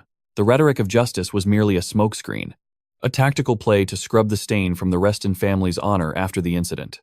A genius maneuver to secure an eternal ally for the wars to come. Leo knows this was Karan's grand design from the start. Karan smirks, admitting that his time surviving among the ruthless black merchants wasn't wasted. Leo nods. You crawled up from hell and survived the streets. Of course. He understands the shadows better than anyone. Suddenly, a hum from his pocket interrupts the moment. It is Ponia, checking in via the communication crystal. Leo sighs. The trip is fine, though your friend here is giving me the cold shoulder. Ponia teases them to get along. But Karan cuts her off cold. We are not friends. And as for our deal, I never agreed to a damn thing without hearing the terms. Cold calculation edges his voice. She laughs. Conceding the point, fair play. But listen closely. My proposal is one you cannot afford to refuse. Karan scoffs. Trust is a luxury we do not have. She seems confused. So he spells out the harsh reality. If I ally with an elf merchant guild unsanctioned, the family elders will literally demand my head on a platter. But she clarifies she wants times him asterisk, not the Reston crest. A private alliance between power players. Quality is worth the risk. And besides, you need a friend. Karan's eyes narrow instantly. I hate that part. She leaves him with a thought. Consider the intel a gift. The crystal sphere is his direct line to her influence. Leo chuckles, handing over the crystal. You two are cut from the same greedy cloth. You will get along just fine. Leo points ahead, his voice dropping. We have arrived. The journey ends, but the real game begins. Karan looks out, the massive gates of the capital grown open. Welcome to the heart of the empire. Baby, inside. Leo offers a tour, but Karan waves him off. I know my way around this snake pit. The group disperses. Luke bows out, and Leo drives off with a cryptic promise of meeting soon. As they ride, Karan thinks, oh, we will meet again. And destiny approaches faster than you think. Leo points to a piercing light dominating the skyline. Do you know what that tower is? The magic tower. Karan replies dryly. The name literally gives it away. Genius. Leo marvels at its grandeur. Karan notes the mages poured a king's ransom into that ivory prison. The magic tower in the capital. Karan smiles grimly. It feels like returning to my own grave. It is about time. A voice booms. They spin around. Frozen. They never even sensed a presence. Leo troms in pure terror. Karan realizes the gap in power instantly. He couldn't detect this man at all. This pressure. This is a monster of the empire. A true genius standing at the apex of strength. Hugo stands there. An imposing mountain. A long journey. You have done well to survive. Our first proper meeting. I believe. Karan maintains his composure. Bowing with practiced grace, Hugo eyes him. If I knew the youngest was this formidable, I would have visited the fortress sooner. Karan plays the polite noble, while Leo internally screams, wondering if the tension alone will kill them. The heavy atmosphere shatters as Grandma arrives, beaming. My boy, you are finally here. She dotes on him instantly. Look at how much you have grown. The bath is prepared. Wash off the road dust. She mentions Grandpa is delayed by business. Let us prepare for the banquet and rest. No arguments. As they leave, Hugo remains behind, staring at his trembling hand. Did my mana just recoil? He tested the boy with a wave of pressure. Karan didn't just endure it, he clashed directly against it. It wasn't the calm mana of a noble. It was a raging storm. He recalls the warnings. Watch the cousins. They said, but Hugo realizes Karon is the true anomaly. Who is this kid really? Alone in his room. Karon faceplants onto the bed. That psycho Hugo. Testing me the moment I walk in. Unpredictable. Dangerous. But he is back. Back in this grave after 50 long years. Time to unwind. He pulls out a bottle of fine liquor stolen from the prince's carriage. But he doesn't drink. He pours the crimson liquid over his blade. An offering to the steel. The sword. Guillotine. Screeches in protest. What is this swill? If you feed me blood. Just sought a confidant. Guillotine snorts. Makes sense. Your sanity shattered long ago. Kieran clarifies this. Soil is literally his tomb. Guillotine yawns. Noting he already scanned the archives of Kieran's memories. Kieran shrugs. Standard feature for a cursed blade. Guillotine bristles. Offended. He claims he is. No mere artifact. They trade barbs. Guillotine vows to hunt down his creator and sever their head 1,000 times over. Kieran notes he can only kill them once. Kieran muses he must solve the enigma of his reincarnation. Defying death should be impossible without a divine intervention, making it so. Guillotine demands spirits. So Kieran pours his sentient blade a drink. Because, apparently, this is his reality now. Come dawn. They roam the capital. Leo is gawking like a country bumpkin. Kieran sighs at the disgrace. Ugu concurs, insisting Leo uphold the family dignity and for the love of the gods. Fix that atrocious haircut. He warns Kieran to show Leo deference in public to preserve honor. Kieran smirks, asking if he can drop formalities with Hugo in private. Hugo deflects, noting they have arrived. Kieran spots a boutique and halts. Hugo is bewildered. This establishment tailors, exclusively for the elderly. Even Leo mocks him for his archaic taste. Kieran counters, claiming fashion is a wheel that always turns. He shoots back, asking what a fashion disaster like Leo knows. Inside the business, Taylor is stunned to see young nobles. He bows, apologizing that his craft suits an older generation. But he will serve them. Kieran claims the garments. Instantly, he overlays the old man's face with a memory from 50 years ago. Back when Kieran was the legendary Kane, this artisan was young then. Fixing the day, battle-ravaged gear Kieran always dragged in. Kieran smiles, recalling how he could fight without reserve. Knowing this, Master could mend anything. The elder takes measurements, pledging his soul to the work for the Grand Duke's heir. Kieran is moved. He was recognized instantly. The tailor beams.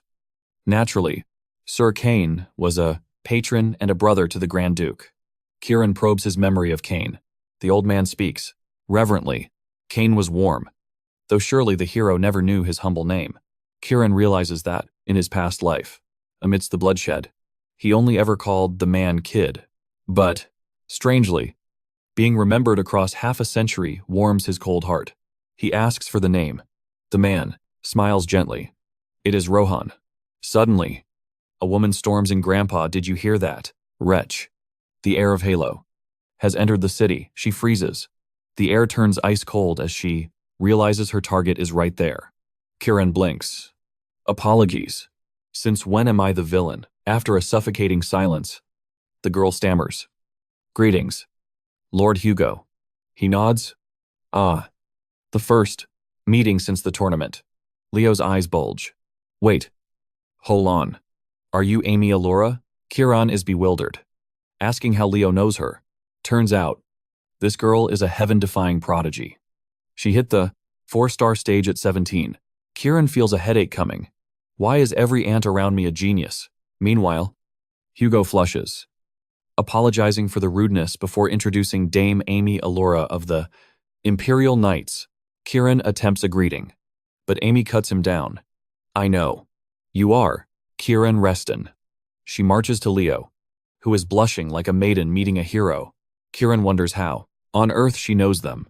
She notes casually that their senior escorts leaked the info. Leo buys it, saying, makes sense. But Kieran's mind races. He realizes this girl possesses terrifying intuition. She likely sensed their mana signatures and deduced their identities. Just then, the tailor returns, asking if she has dined. She snaps, telling him to drop the stiff formalities and treat her like kin, since she is but an apprentice, not a full knight. Hugo is struck by her humility, recalling she once vowed to lead the knights for 50 years. But then, Karon, being Karon, interjects. Why does the world despise my grandfather, our protagonist? Scoffs.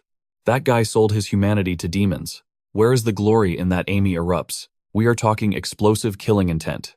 She shrieks, challenging Karon to a death match for slandering Kane's legacy. She is trembling with rage. Karon digs in his ear with a pinky. What gives you the right? Amy has tears of frustration streaming down now. She screamed that she alone carried the legacy of Kane's will, Karon retorted, piercing through her logic. Did Kane serve the demon emperor because he sold his soul? Or was it a choice made of his own free will? Amy refused to listen. Shrieking that it was purely out of pride, Karon sighed, realizing she was one of those old-fashioned, stubborn types, completely impossible to reason with. He scoffed, asking how she expected to reach the apex of knighthood when she lost her cool over a simple chat. Amy tried to stammer that she was defending Kane's honor, when suddenly, her stomach unleashed an absolutely earth-shattering roar that vibrated through the entire tailor shop. Leo nearly jumped out of his skin, and Karon couldn't suppress a smirk. He suggested they fuel up before their duel, then flared his mana, asking if she truly preferred to clash blades on an empty stomach. Witnessing this, her mind raced. She had heard Karon was a 4-star warrior, just like her, but feeling his aura in person, the man was a monster from a completely different dimension. They weren't even in the same universe of power. Before the tension could explode, Rohan stepped in, insisting Amy fill her belly before throwing hands. Judging by her gaunt look, she likely hadn't eaten a proper meal while slaving away to pay off her family's crushing debts. Karon retracted his suffocating mana. The tailor jumped in to smooth the jagged atmosphere, claiming destiny brought them together. So a feast was in order. Amy clutched her treacherous, growling stomach, ground her teeth in humiliation, and finally, with a red face, accepted the invite. Cut to the restaurant. Karon, Hugo, and Leo sat frozen, staring in awe at the probably literal mountain of empty plates stacked high on Amy's side. This girl was absolutely annihilating the food, shoveling meat into her mouth like a beast that hadn't seen prey in weeks. She sensed their gazes and flushed with shame, trying to play it cool by claiming she was merely carbo-loading for their upcoming battle. Karon noted her manners had improved, but Amy quickly snapped. Don't get the wrong idea. I will pay my share next month, Karon tried to tell her to forget it. But Amy slammed the table. She stood up, declaring her honor wouldn't let her duel on an empty stomach. But now that she was fueled, the contract was sealed. She extended her hand, and Karon immediately noticed the texture rough, thick, and covered in layers of battle-worn calluses. These were the hands of someone who knew the hell of true effort. He thought she would be a generational talent if not for that stubborn, old man spirit trapped inside a young woman's body. They shook hands, locking in the match, and Amy instantly asked if she could order just one more dish. Hugo watched the scene unfold, utterly bewildered that these two went from bloodthirsty enemies to drinking buddies in the span of 20 minutes. The scene shifts to the street outside. A bastard saw our crew enjoying themselves, spotting Amy through the glass as she excitedly discussed training. He abandoned his soldiers and slithered in alone. Karon was asking when the duel would start, and she replied, as soon as the next plate drops, playfully warning him to prepare for a beating. Suddenly, a presence approached from behind, voice dripping with slime and condescension. You seem quite satisfied. Amy, if you were back in town, shouldn't you have contacted your brother first? He clamped a hand on her shoulder, a malicious sneer plastered across his face, mocking her by saying she shouldn't waste precious time with these vagrants. And, shockingly, this trash didn't stop there. He pushed further, asking if knight apprentices really had enough free time to fool around with random men. Seeing this idiot actively courting death, Karon just smiled to himself, thinking, oh, magnificent. I found myself a generic troublemaker. Amy tried shooing the snake away, insisting she already paid this month's interest, so he needed to vanish. But no, this scumbag wasn't having it. He squeezed her shoulders, whispering, I'm not interested in the coin. I'm interested in you. Don't you get it? Wouldn't it be wise to please your creditor? Seriously. Read the room. Trash. Hugo. Absolutely done. With being treated like air. Demanded to know who the hell this guy was to interrupt their meal. Snapping. Wouldn't it be polite to introduce yourself before barking? The arrogant prick looked genuinely shocked that a commoner didn't recognize him. He introduced himself as Digo, the youngest son of the Count Ken family, the clan that basically ran the capital's massive loan shark empire. Digo puffed his chest, proud that Hugo knew their infamous reputation, warning that no one should be ignorant of the name that controlled the finances of the entire Marcus D household. But our boy wasn't impressed. He laughed in his face, calling the bastard delusional. Even Amy was startled by how fearless he was. Karon stood up, gripping his sword, and asked if Digo really thought he traveled all the way to the block, capital, just to exchange pleasantries with trash. Digo flew into a rage, demanding to know who this brat was and if he had a death wish, to be taught a brutal lesson. Karon breezes past Hugo, cold as ice. Brother, I'll explain everything to the patriarch later. He pulls out 2 glowing vials, flashing them at Deagle with a devilish grin. Recognize these instant recovery potions. And just so you know, they cost a fortune, so I intend to get my money's worth. Then, our MC lunges, a predator pouncing on prey. Today, I'm going to fix you, he whispers, a maniacal light dancing in his eyes. Don't tremble. I promise to leave you alive. A blood-curdling scream tears through the air. The beatdown is legendary. Fist meets flesh in a symphony of violence. And the twist, Karon forces the potions down his throat, healing him just to break him all over again. Cut to Grandfather Gale's office. He freezes, report in hand. The silence is deafening. Read that again. The aide stammers, sweat dripping down his face. Young Master Karon, arrested by the city guard 30 minutes ago. Gale clutches his throbbing temples. It has been one single day. One day. And his grandson has already declared war on the city. He sighs, steels his nerves, and growls.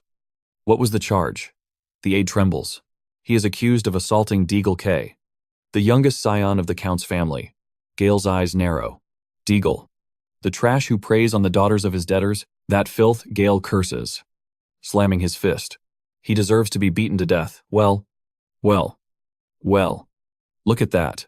The old man and his grandson share the same ruthless philosophy. The young master simply executed that justice. Sir? Gale asks for the motive. The aide hesitates. We aren't certain, my lord, but witnesses saw him, healing the victim between punches to prolong the suffering. Gale's face darkens. This is bad. Conflicts between noble houses fall under the Imperial Guard's jurisdiction. Given the rest house's strained history with those dogs, this is a political minefield, especially against a count. Gale rises, aura flaring, ready to march down there himself. I must intervene. Wait. Sir. The aide blocks him. It may not be necessary. He reveals the impossible. The victim, Deagle himself, is begging for Karon's release. The trash noble is sobbing, pleading for mercy, insisting Karon is innocent. He claims it was all his fault and swears on his life to turn over a new leaf. Gale is thunderstruck. That arrogant brute is repentant. A laugh of pure disbelief escapes him. He bows his head, trembling. What kind of dark magic did his grandson use to break a man's soul like that? Then, the realization strikes like lightning. Halo didn't send Karon to the capital blindly. Halo knowingly unleashed a mad dog to shake the very foundations of this city. Meanwhile, back at the station, the investigation is already closed. Karon strolls out like he owns the place. Pleasure meeting you, Chief. Expect to see me often. The police chief turns pale, realizing this boy is a walking disaster magnet. More trouble is guaranteed. His face says, Karon pose. Will this case be handled properly? I did confess. After all, the officer sweats bullets. Nobles fall under the Imperial Guard. It's complicated. Karon shrugs. Nonchalant. I see. I'll just ask my grandfather about it. Hearing that, Lord Halo might get involved. The officer looks ready to faint, but Karon flashes an innocent, deadly smile. Oh. Or I could ask my maternal grandfather. The officer, unlocking the gates with shaking hands, dares to ask. And who might that be? Karan's smile turns sugary sweet. Sir Gale, the tax commissioner. Why do you ask? The officer's soul leaves his body. He practically screams, I will dedicate my life to this case. Outside, the squad Hugo, Leo, and Amy waits. Augustars, what on earth did you say to make him look that terrified?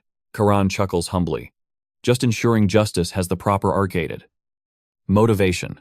Hugo sighs. Defeated. Since the case is closed, I'll let it slide. But next time, give me a warning first, Hugo thinks internally. This kid is a force of nature. He cannot be tamed. Trying to control him is like trying to hold back a tsunami. Karan nods agreeably. Understood. Hugo stands there, mind reeling. Uncle Pale is a saint. Polita. Respectful. How did he raise this absolute lunatic? What kind of chaos breeds in that household? Karan walks over to Leo and Amy. Amy bows immediately. I'm so sorry for dragging you into this. Let me treat you to tea. As she leads the way, Hugo trails behind, recalling his father's orders. What is he supposed to do? Karan doesn't just stumble into trouble. He hunts it down and amplifies it. He seriously considers visiting the magic tower to buy binding ropes. It might be the only way to restrain this maniac before the capital burns. The group arrives at the cafe, and the moment Karan sits, the staff rushes over. Biscuits, aromatic tea, delicate cakes, literally the entire dessert menu. Karan glared at the sugar bomb like, breh. Meanwhile, Leo is practically vibrating in his seat with joy. But Amy notices Karan's aura is shifting and asks him if the sweets offend his palate. Our boy tries to be polite, muttering, it is not a matter of taste. But just then, the grand owner arrives with yet another tray of pastries, grinning like a maniac, and tells the gang to feast until they burst. Karan stares at the Mount Everest of diabetes forming on his table. Yo, shopkeeper, isn't this tribute a bit excessive? But this man refuses to take no for an answer. He leans in, hyped on gossip, because apparently words spread through town like wildfire. You are the hero who delivered divine punishment on that Deagle bastard. Karan just sits there thinking, why does everyone paint me as some righteous savior? Seeing this, his master plan to cultivate a villainous reputation failed in a spectacular manner. Defeated, our boy decided to focus on the sweets. He takes a bite and admits to his soul, you know, it is actually not bad. Then he turns to Amy, asking how a warrior like her ended up drowning in debt to the Kane family. She explained that her father tried to expand their business and failed so catastrophically they are still paying for the crater. Leo chimes in, asking if the lost territory taxes were not enough to cover the interest. Amy explains, the swamp is deeper than that. Provincial nobles trying to survive in the capital. That lifestyle will bleed you dry. They need extra gold just to keep up appearances. Hugo sips his tea with casual grace and asks why the Imperial Guard isn't throwing money at her talent. Shouldn't she have sponsors? Lined up around the block, Amy drops the heavy truth about staying independent. Sure, if she picked a faction, the cash would flow like water, but she refuses to play their political games. Karan asks why she handicapped her own future like that. Amy gets this soft, nostalgic smile, talking about how Sir Kane's pride would never let him compromise his ideals for politics. Only the way of the sword mattered to him. Meanwhile, the real Kane is sitting right there thinking, girl, you got me all the way wrong. It wasn't noble pride keeping him neutral. It was pure, unadulterated survival instinct. Then Karan casually drops the bomb. So if I wipe away your debt, will you come with me? Leo and Hugo immediately perform a synchronized spit take. Amy sits there, confused. Leo turns to Karan, eyes wide. How? Even for you, is that not messed up? Karan frowns. Huh. Then Leo goes into full righteous lecture mode, declaring that paying off a debt to make her his woman is the same scummy move a villain would. Karan damn near lunges across the table to strangle him. When the hell did I imply such filth? Hugo wipes his mouth, looking serious and disappointed. Miss Amy may not be a knight yet, but disrespecting a warrior's honor like that is beneath you. Karan slams the table hard enough to rattle the fine china. I am asking if she wants to join the Four Herring Knight Order. Leo sighs and tells him not to change his narrative now that he has been caught. They start bickering like children while Amy covers her mouth, trying not to crack up. It is genuinely the first time she has smiled like this in forever. Once the chaos dies down, Amy thanks him but politely declines. Karon is caught off guard. Wait, so you actually want to rot in the Imperial Guard and fix it from the inside? She nods with that dreamy, idealistic look and says, what if Sir Kane were alive? He would give the same answer. Kane is internally screaming, woman, you have completely misunderstood my entire personality. He wasn't some noble idealist fighting for justice. He recognizes her type, the stubborn, principled fools who stay loyal to a sinking ship until it drags them under. During the war, he literally ordered his knights to abandon him and save themselves. Every single one refused, choosing to die fighting. Beside him instead, they bounce from the cafe. Amy asks about the duel situation. Karon says it is too late now. He will just have his grandfather arrange an official match instead. The trio says their goodbyes, with Leo especially hyped about meeting her again. As Karon walks away, Amy yells after him, Karon, next time, speak formally to me. I am older. So, I am your Nuna. Karon doesn't even turn around and replies, I only respect people stronger than me. You want respect. Beat me into submission first. Amy grins to herself as she walks off thinking, bet. Challenge accepted. Back at the residence, Karon gets a call. Zare's voice immediately comes through, sounding stressed, asking him what the hell he was thinking. Assaulting a count's son. Karon remains completely unbothered. It fixed the villain. Problem. Violence works every time. Zare did not expect him to go that nuclear, especially with Hugo standing right there as a witness. Karon reveals that surprisingly, he and Hugo are actually cool now. They have reached an understanding. Zare sounds relieved through the crystal ball, saying how the victim asked for leniency, so there is no major fallout. But Karon is now on the hit list of half the noble families in the capital. I swear I have told you this 1,000 times already. He tells Karon to report to the palace tomorrow and makes him promise to behave in front of the king. Emperor. Karon declares, I swear it upon my father's honor. Zertz pauses, suspicion clouding his gaze. Why stake your father's honor and not your own? Karon's reply is instant and utterly shameless. Because I possess no honor to begin with. Karon mentions his attempt to recruit Amy from the Imperial Guard.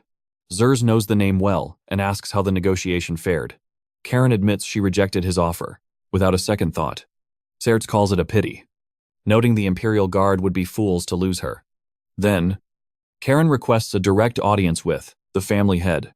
He insists this is a matter for the patriarch's ears alone. After a beat, Halo's voice echoes, asking if the boy summoned him. Our protagonist answers, yes, my lord. Hearing Karon use the formal title, Halo instantly grasps the gravity. Concern flickers, but he commands him to speak. Karon cuts to the chase. He demands an official duel against the Imperial Guard. Halo crosses his arms, his aura heavy. For what purpose? Karon reminds him of their eternal rivalry with the Herring Knights. Now, he seeks to test his steel against the guard directly. Halo falls silent, pondering. Is that truly your only desire? Karon offers a single, firm nod. Halo consents, but drops a non-negotiable condition. Until you face the Emperor and the royal banquet concludes, you shall not cause a single disturbance. Karon accepts the terms without hesitation. Halo warns him to mind his manners within the palace walls. Karon figures, keeping his mouth shut for one day won't kill him. It's not like he's actively plotting chaos. Besides, this palace is his grave as well. He might as well show the dead some respect. Cut to the following day. Zerz knocks on the patriarch's door. Halo tells him to enter. Zerz reports that the official challenge was sent to the guard as requested. Halo asks for the in response. Zerz replies, they accept it immediately. Halo connects the dots instantly. The Duke's grandson issues a, of course. They'll treat it like a life or death battle for their honor. Zerz looks perplexed. Are you truly concerned? My lord. Halo sighs heavily. Worried about that brat? No, he simply reminds me too much of Kane. Zerz does a double take. You mean Sir Kane? Halo nods. a distant, melancholic look entering his eyes. If that bastard were still breathing, neither the Herring Knights nor the guard would waste energy on this petty flecked rivalry garbage. Zerz senses the old man's longing for his fallen friend. Then, Halo suddenly erupts. Hell no. Why would I miss a man who ignored my desperate pleas, Zerz thinks. Master, you are a terrible liar, Halo mutters, under his breath. Absolutely wouldn't miss him. Zerz shifts gears. Are you familiar with Amy Allura? The female knight, Halo nods. Recalling the Imperial Guard apprentice, Zerz mentions Karon specifically aims to poach her for the Herring Knights. Halo is baffled. Asking why her out of all people, Zerz explains her potential is too vast to rot within the Guard. Plus, Karon is likely intrigued by her borderline obsessive worship of Sir Kane. Halo finds that suspicious. Most guards dare not even whisper Kane's name. Zerz agrees. Exactly. They are actively erasing his existence. If you hadn't fought tooth and nail, he would be remembered as history's greatest villain. Halo wonders what part of this caught Karon's radar. Zerz reminds him that Karon has always held a strange fascination with Kane's legacy. Regarding Amy's lineage, Halo asks if Zerz unearthed anything. And indeed, he did. Zerz ran a comprehensive background check. They appear to be a modest provincial family. Nothing remarkable, save for one detail. 50 years ago, they changed their surname from Akut to Allura. Hearing that name, Halo freezes completely. He knows the Akut bloodline all too well. Cut to the capital streets, where the masses are losing their any minds. They chant our protagonist's name alongside the family title. Inside the carriage, Leo asks if he feels embarrassed. Karon scoffs. Why the hell would I be? Leo gestures to the massive crowds cheering their arrival. Karon shrugs it off, explaining, they aren't doing this for us. Leo is confused. Then who is this display for? Karon reveals. The truth. The nobles are trying to puppet the emperor. Leo's brain lags, struggling to process the political chess game. Karon turns to gaze at the passing scenery. He thinks, whoever sits on that throne better possess some sharp survival instincts. Cut to some time later. They exit the carriage and immediately encounter a familiar. Its face. Sir Luke is there to greet them, feigning honor that Karon even remembers him. Karon couldn't care less about the empty flattery. Luke explains that weapons are forbidden within the palace. Another knight stands ready with a bag for collection. As he drops his sword, Karon casually addresses, Leo, did you know Grandpa already shattered this exact rule once? Leo looks intrigued. Karon smiles, that signature troublemaker smile. 50 years ago. Leo is still processing, trying to imagine the chaos of the past. The guards, however, catch the reference instantly. Their faces drain of color, turning grim and pale. Karon grins, like an absolute demon. The realization hit Leo like a physical blow. Panic clawed at his throat. Are you insane?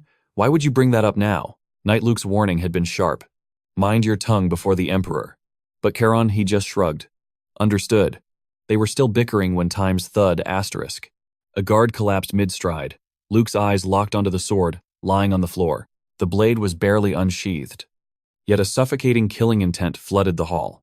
Luke froze, paralyzed by the sheer pressure. Karon flashed a devilish grin, his voice dripping with mock innocence.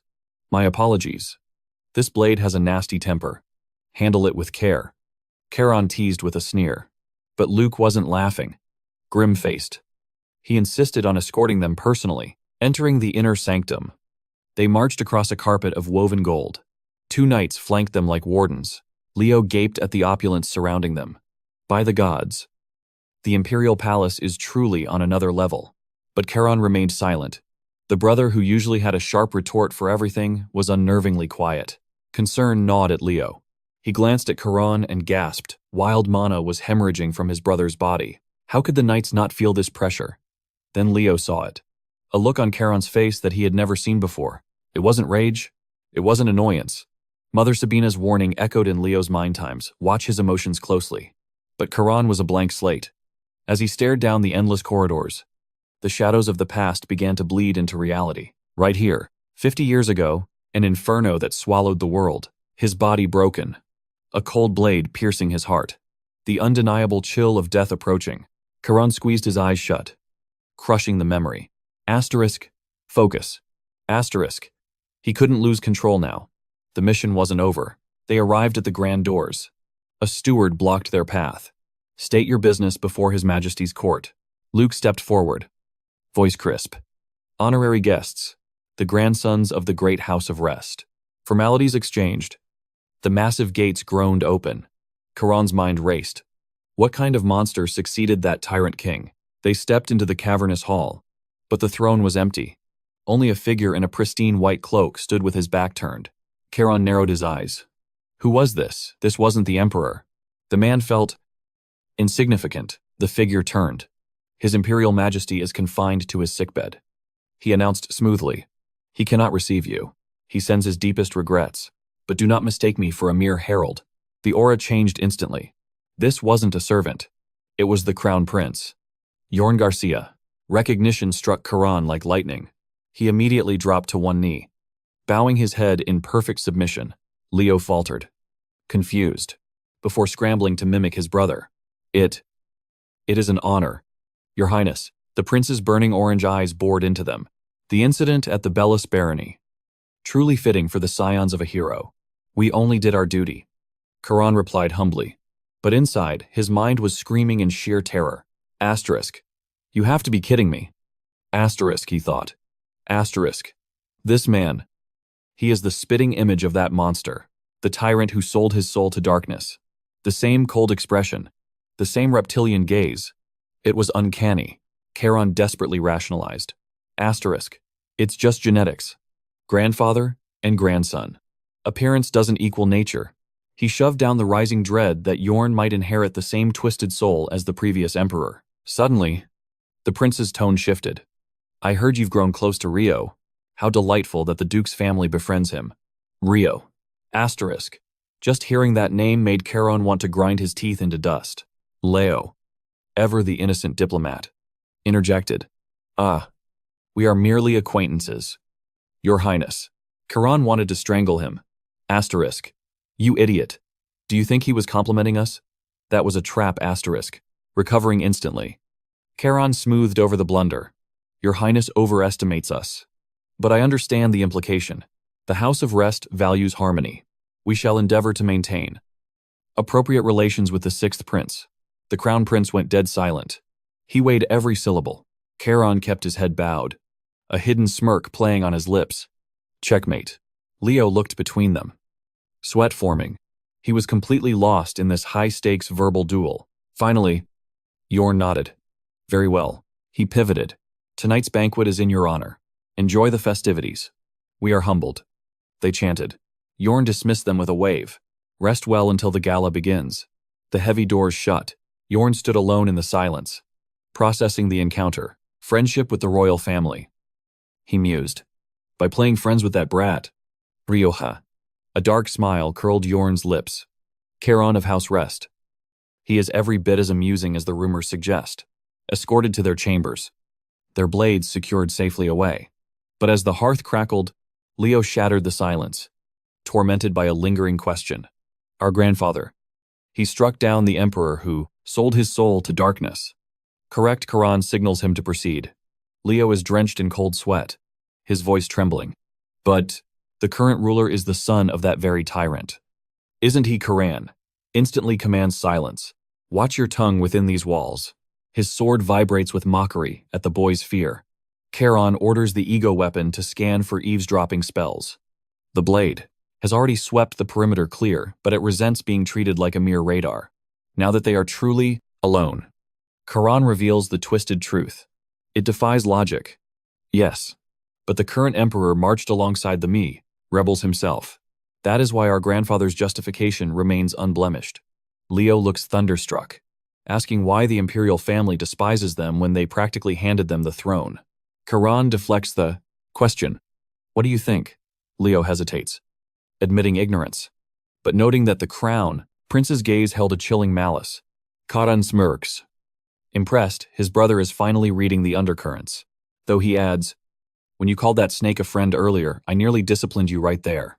But yes, he sensed the killing intent as well. They sit in contemplation, trying to solve the puzzle. When bang, the door violently flies open. The answer lies in your bloodline, the Maris Diaz family. It is Prince Rio, crashing their sanctuary with chaotic energy. My, don't you two look dashing in formal attire? Leo tenses for battle, while Karan mentally groans at the intrusion. His knight just took a nosedive. Before Leo can bow, Rio waves off the formalities. No need for stiff etiquette between comrades. Snatching an apple from the tray, he tosses it casually. Since your mother was a Diaz, naturally, the imperial court despises House Reston. His playful tone vanishes. Like it or not, your family must play its hand soon. Karan narrows his eyes. The prince is hiding something. Rio bites into the fruit. Consider it a bloody tradition. A dark grin spreads across his face. The tradition of the son beheading the father to seize the crown. Karan analyzes the predator before him. Rio leans back, dropping cryptic hints. The timing is messy. Even Kiel County feeds off the Diaz influence. He beams. Tonight, all the capital's elite have gathered. Thanks to you, the stage is set for a magnificent spectacle. Rio is clearly reveling in the tension.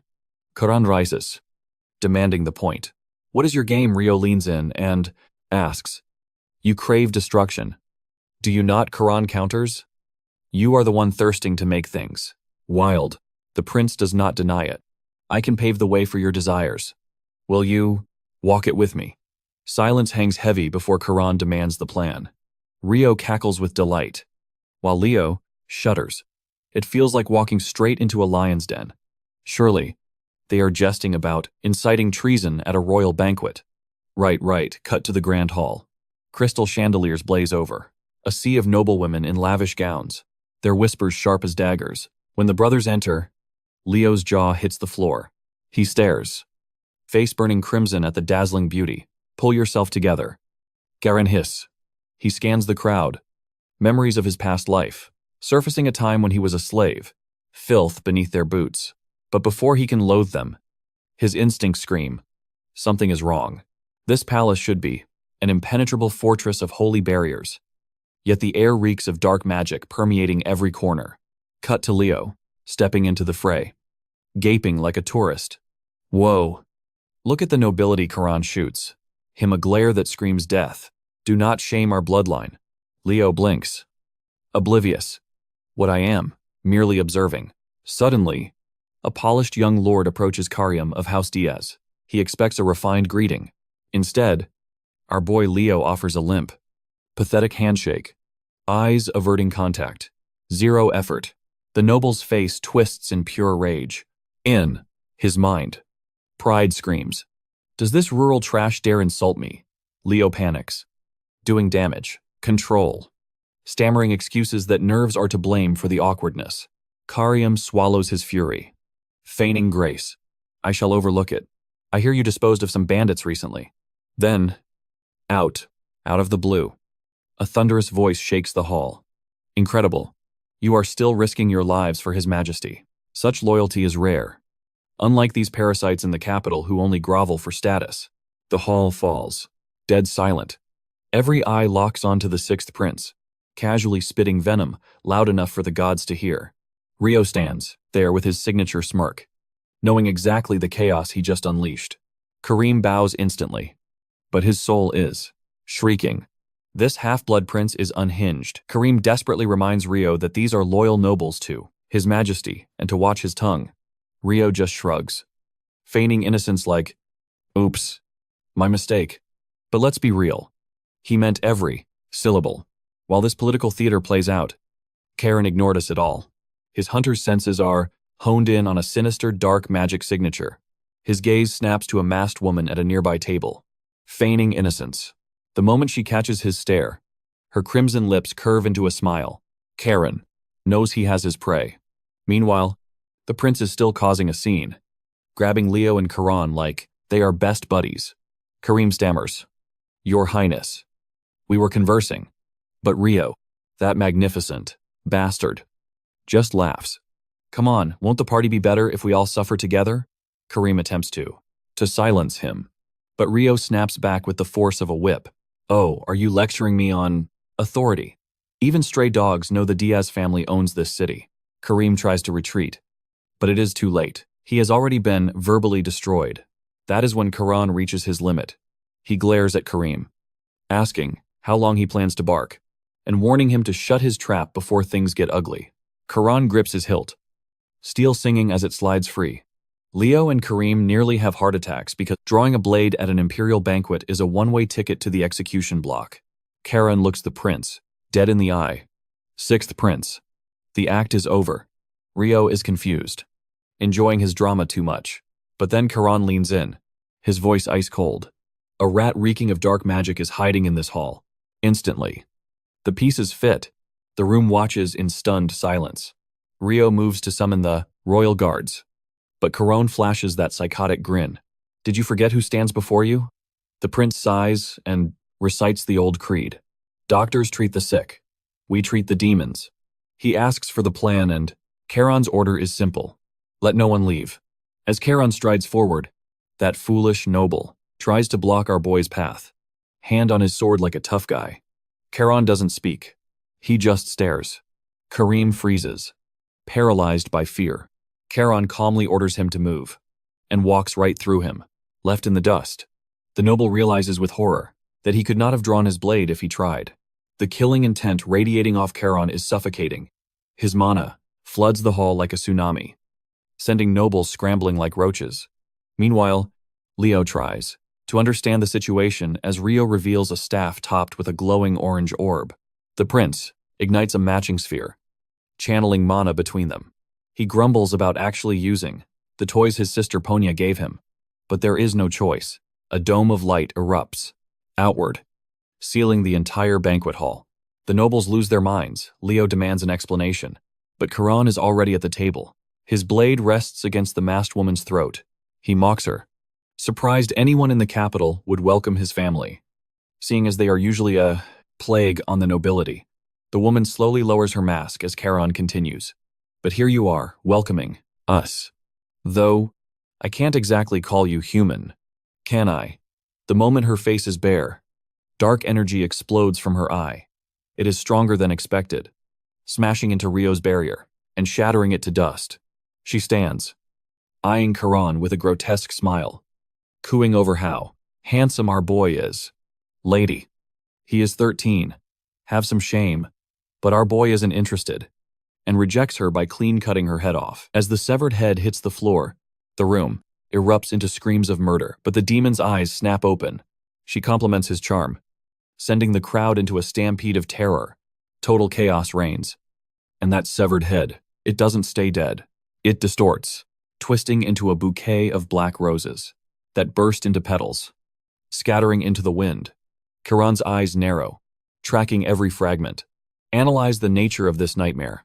But before he can react, crimson petals swirl behind him, reforming into the Gopher, demoness's full, terrifying figure.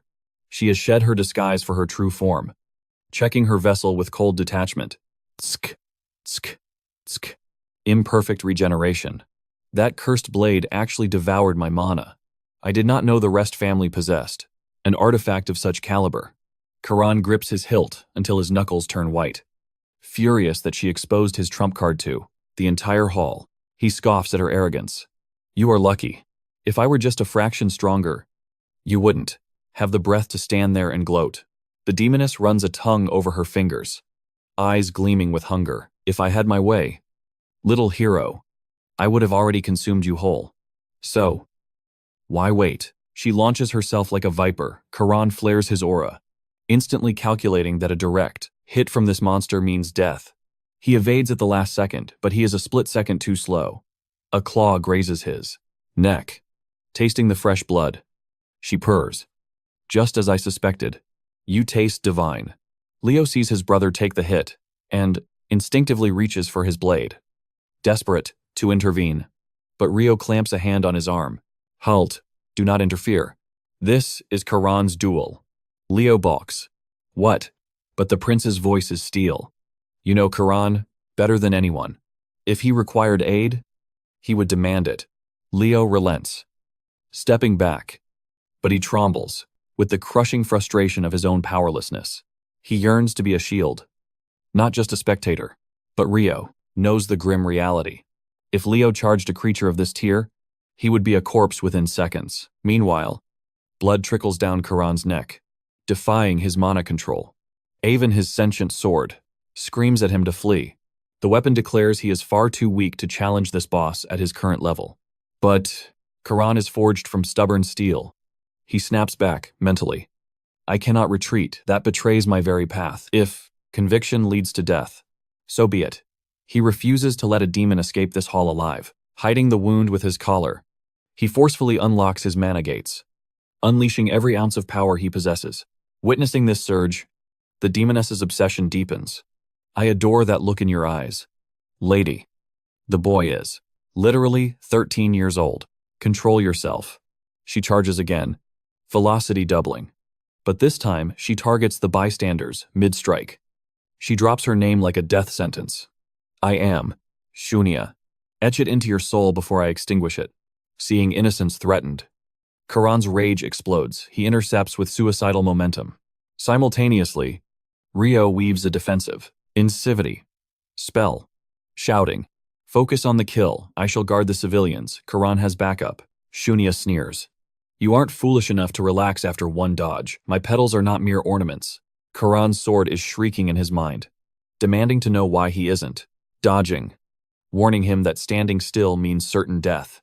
Then, it realizes his suicidal plan, and pleads, do not do this, you know the danger. But the reckless warrior ignores the warning, invoking the Hairang sword technique. Fifth form, High Tide. The air ripples as phantom waves crash around Karon. The mana pouring off him transmutes into chaotic liquid energy, roaring like the depths of a tempestuous sea. Shunya watches, intrigued, as Karon forces his mana channels open until they rupture. He coughs up blood, his body teetering on the brink of total collapse. He wipes his lips, disregarding the consequences. His sole existence is now narrowed to one purpose, slaying the demon. Shunya never expected this intensity, and she beams with twisted delight. She is absolutely savoring this battle. Rio observes the spectacle, thinking, the illusion faded long ago. Where are the Imperial Guards cut to the castle exterior, where chaos reigns supreme? Knight Commander Luke bellows orders. Trying to grasp the situation, guards report a massive magical signature inside the banquet hall. And the Mage Tower. Luke barks. The soldiers reply, contacted, they are warping in now. Luke curses under his breath. Of all the knights, why the banquet? Panic suppressed. He sprints toward the hall, only to find a deadlock of knights and mages pushing against the entrance. Why are you standing there? He demands. A soldier trembles. Sir, the mages cannot breach the perimeter. Luke's mind grinds to a halt. A barrier that defies the Mage Tower. What kind of monster is inside? Chaos erupts as the knight delivers the devastating news. The mages confirm the worst. It is the work of dark magic. Luke's eyes widen in sheer disbelief. The dark arts, here within the sanctity of the Imperial Palace amidst a grand banquet. He cannot comprehend the nightmare currently unfolding within those gilded walls. Inside the hall, the demoness circles, our protagonist like a predator stalking its prey. She sneers, revealing she is forbidden from claiming his life by her king's decree. But he never forbade torture, so she plans to thoroughly enjoy herself. She launches a lethal strike at Karon, and our hero counters with a flawless slash. But this fiend defies gravity, shifting her trajectory mid-air. Then, she initiates. Phase 2 scales erupting, horns piercing through. The full dungeon boss evolution. Karon stands, frozen, calculating his survival odds. When a memory sparks, Sabina's wisdom echoes in his mind. Do not seek to control the blade's power. You must surrender to it. As the monstrosity charges him again, our boy stands immovable as a mountain.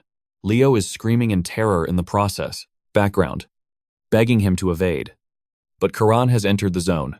He grips his hilt, channeling absolute focus.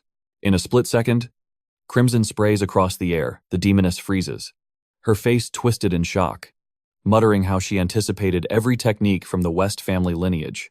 But never in 1,000 years did she imagine this madman would offer his own flesh just to create a single opening.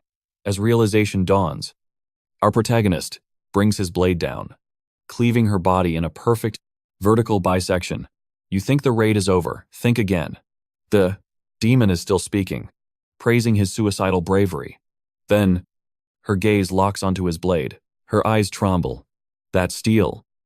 Surely that is the guillotine Karon, is genuinely shaken. This artifact is the supreme secret of his clan. How does a hellspawn know its true name? Suddenly, Guillotine itself awakens. It whispers to Karon that it feasts upon dark magic. The more demon blood it consumes, the more godlike their power becomes.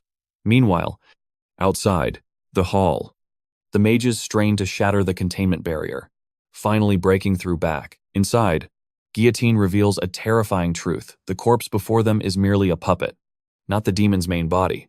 Karon smirks. I deduced that much already. Yet, the mystery remains. How did they breach the Imperial Palace? Even with a traitor, rampaging through the kingdom's most secure fortress should be impossible. Just then, Luke storms in, securing the perimeter. As the demon's vessel begins to perfide, disintegrate, Karon issues a cold decree. You survived today, but next time, I will obliterate your very soul. The demoness merely grins, awaiting him beyond the abyssal sea, adding that her king eagerly anticipates their meeting as well. With the evacuation complete, Luke stares at our hero and the fading shadow, utterly baffled. A demon in the capital, it defies all logic. Then, he catches whispers from the noble ladies. They claim they would have perished if the sixth prince had not shielded them with high-tier magic. Another adds she never expected Rio to be capable of such feats. The knights exchange bewildered glances. Since when did the useless prince wield mana? The scene shifts to Karon, who finally crumples from blood loss. Before he hits the floor, Leo catches him instantly, screaming for healers.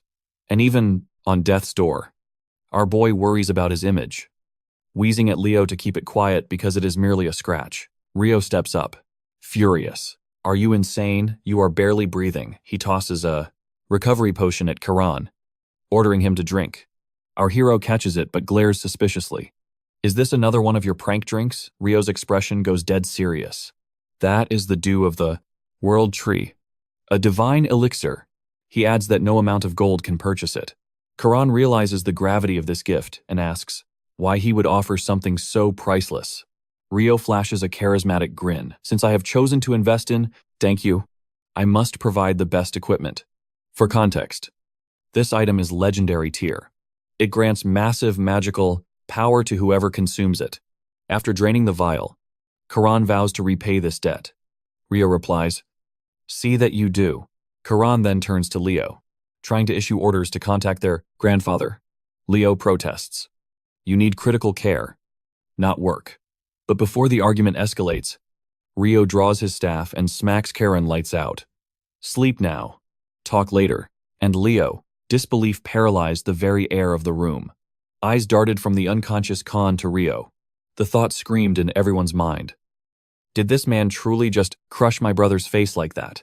But Rio offered no excuses or trembling apologies. Instead, he spoke with chilling calm.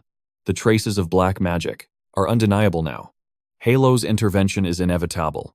Leo, you must guard Khan with your life. Suddenly, Luke stepped forward, breaking the tension. He declared Rio a suspect linked to the assassins. Leo roared in defense immediately, calling it absolute madness. But Rio simply waved a dismissive hand, silencing the protest. He looked at Luke with eyes devoid of fear. There is no need for shackles. I will walk tall on my own terms. Before departing the hall, maintaining that infuriatingly casual aura, he proclaimed his innocence one last time.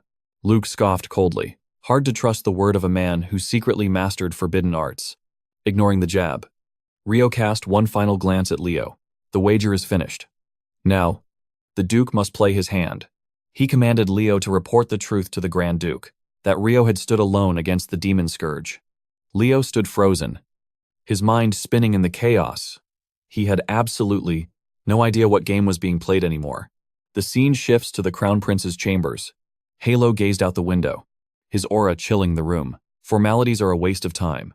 Orin, he vowed to honor his blood oath to the Imperial family. He would slaughter every last demon, But his priority was his grandson. He turned, his eyes burning with suppressed rage. Surely, you have no objections to that. It wasn't a question. It was a threat from a monster in human skin. The prince knew better than to answer. High atop the castle walls, a knight stood watch, soaking in the silence. His comrade approached, sensing the heavy atmosphere, thinking too hard. Aren't you? Nerves getting to you? The knight scoffed, feigning confidence. As if, but Kirua bit into an apple, shattering the illusion. Fear is natural. My friend, you have never once defeated Halo. His power dwarfs yours completely. Kane's expression twisted in annoyance. Wrong. I merely held back for his sake all this time. Karo smirked, seeing right through him. Whatever lies help you sleep at night. Suddenly, the air grew heavy with unspoken truths. Kane questioned Karo's loyalty. Why have you stayed this long? You could have lived a king's life. If you fled earlier. Now, the Emperor's dark gift marks you for death. Kane urged him to run before the army's arrival. There is still time to escape. But Karo sighed, looking at the horizon. Captain, running is such a hassle. I would rather meet my end here, by your side. He then turned the blade of truth on Kane. And you, why cling to a mad emperor for an eternity? Kane's eyes darkened. This isn't about him. It is about ending my life of servitude today. Karo laughed dryly. That is the stupidest thing I have ever heard. He gripped his weapon tight. But if you stay, then I stay. Back in the present, tension reached a boiling point. Imperial Knights clashed verbally with the Azure elites. Disrespect dripped from every word. After they parted, a soldier gritted his teeth. When do we return to the fortress? One more day here, and I will slaughter these Imperial dogs. The Lady Knight shook her head grimly. Not happening. We are bound here as long as the Grand Duke remains. And his investigation has only just begun. Meanwhile, our protagonist Karon lay unconscious. Amy and Leo kept a silent vigil. Leo broke the silence, thanking Amy. She blinked, genuinely confused. What is this gratitude for? Leo acknowledged the bitter feud between their orders, making her assistance a rare act of honor. Amy scoffed, falling into old habits. If Kane were alive, he would have done the shut up. Karon snapped awake, cutting her off instantly. Do you know no other words? And folks? His first act upon waking, cursing the bastard Rio for that cheap shot to the face. Leo quickly briefed him. Rio is in custody, but Halo is coming to retrieve him. Karon's eyes widened in shock. Arrested? For what? He realized the implication immediately. Grandfather is here. Leo nodded. He marched on the palace instantly. Karon frowned. Calculating. Did he use a teleportation circle? Was there another ambush while I slept? Leo looked at him with pity. Did the hit scramble your brain? Who would be suicidal enough to attack with Halo present? Karon's gaze finally landed on Amy. Then explain why this woman is plaguing my sight. Leo tried to explain, but Karon scoffed. Here to finish me off while I recover? Amy exploded with indignation. Is that how you see me? I was repaying my debt. You ungrateful jerk. But suddenly, the door creaked open. A massive presence filled the room. Halo had arrived. Later, the patient wakes. Groggy. Did we get attacked again? Leo stares at him. Did the prince rattle your brain? Who would be suicidal enough to strike? While Halo is present, Leo then notices Amy hovering nearby and frowns. Wait, why is she times here? Leo explains she came to assist. But the recovering warrior narrows his eyes. Skeptical, he accuses her. You only saved me so you could beat me up yourself later. Right. Amy bristles. Indignation, flaring. I am not a monster. I was merely repaying my debt. You ungrateful jerk. Suddenly, the atmosphere shifts as Halo enters. Inquiring about Karon's condition, he claims a chair with heavy grace, signaling for Amy to approach. As he settles in, he reveals that the mana ocean within the boy's core has expanded to the 5th circle. Karon explains that to vanquish the demon, he had no alternative but to violently rupture his mana circuits, necessitating the unleashing of the Maelstrom's 5th form. As Amy takes her seat, Halo continues, his voice stern, declaring the boy's actions utterly reckless. He then questions if Karon has even achieved mastery over the 4th, its form yet. Karon admits he hasn't perfected the technique, but having witnessed it countless times, He absorbed the essence simply by observing. Halo pose. The weight of his presence filling the room. Then issues a command. Upon returning to the Azure Castle, all external activities are strictly forbidden. Rising to his feet, a declares. From this moment forth, Karon shall devote himself entirely to cultivation for the next 4 years. The young master nods, vowing to obey the patriarch's will. Before departing, Halo inquires if this life-and-death ordeal taught him anything. Karon's expression turns grave, admitting that he has realized the depth of his own weakness. Halo advises him against despair, warning that a hasty thirst for strength invites calamity. Karon clarifies that his pursuit isn't born of greed, but stems from the chilling final words the demon whispered before fading into nothingness. Halo asks for the message, and Karon reveals she promised to lie in wait for him beyond the frozen North Sea. Turning to the patriarch, he demands to know what lies across those waters. Halo responds with the age-old refusal. You possess neither the strength nor the qualification to know. Halo then asks if there are other matters to discuss. Karon brings up how Prince Rio sacrificed the precious dew of the World Tree to heal him, a debt that cannot be ignored. But before he can conclude, Halo interrupts, explaining that Rio violated imperial law by studying magic, a path strictly forbidden for those carrying the imperial bloodline. Although no evidence links him directly to the ambush, the family cannot simply overlook his transgression. Consequently, Rio shall be placed under the strict surveillance of the Azure Knights. As Halo turns to leave, Karon voices one final request. He lacks a suitable environment for cultivation. Halo assures him he has already coordinated with the Imperial Guards to arrange a facility. Before exiting, Halo informs Zur that he is entrusting his grandson to his capability. Zur bows deeply, pledging his absolute dedication. Once Halo vanishes, Leo turns to Karon, insisting Rio was merely attempting to save them, and that they must intervene. Karon calms him, revealing that their grandfather is actually shielding the prince. Leo scratches his head, bewildered by the paradox. Karon urges him to analyze the situation. Halo personally assigned the elite Azure Knights to Rio. It is a fortress of protection, masquerading as surveillance, which is precisely what Rio desired.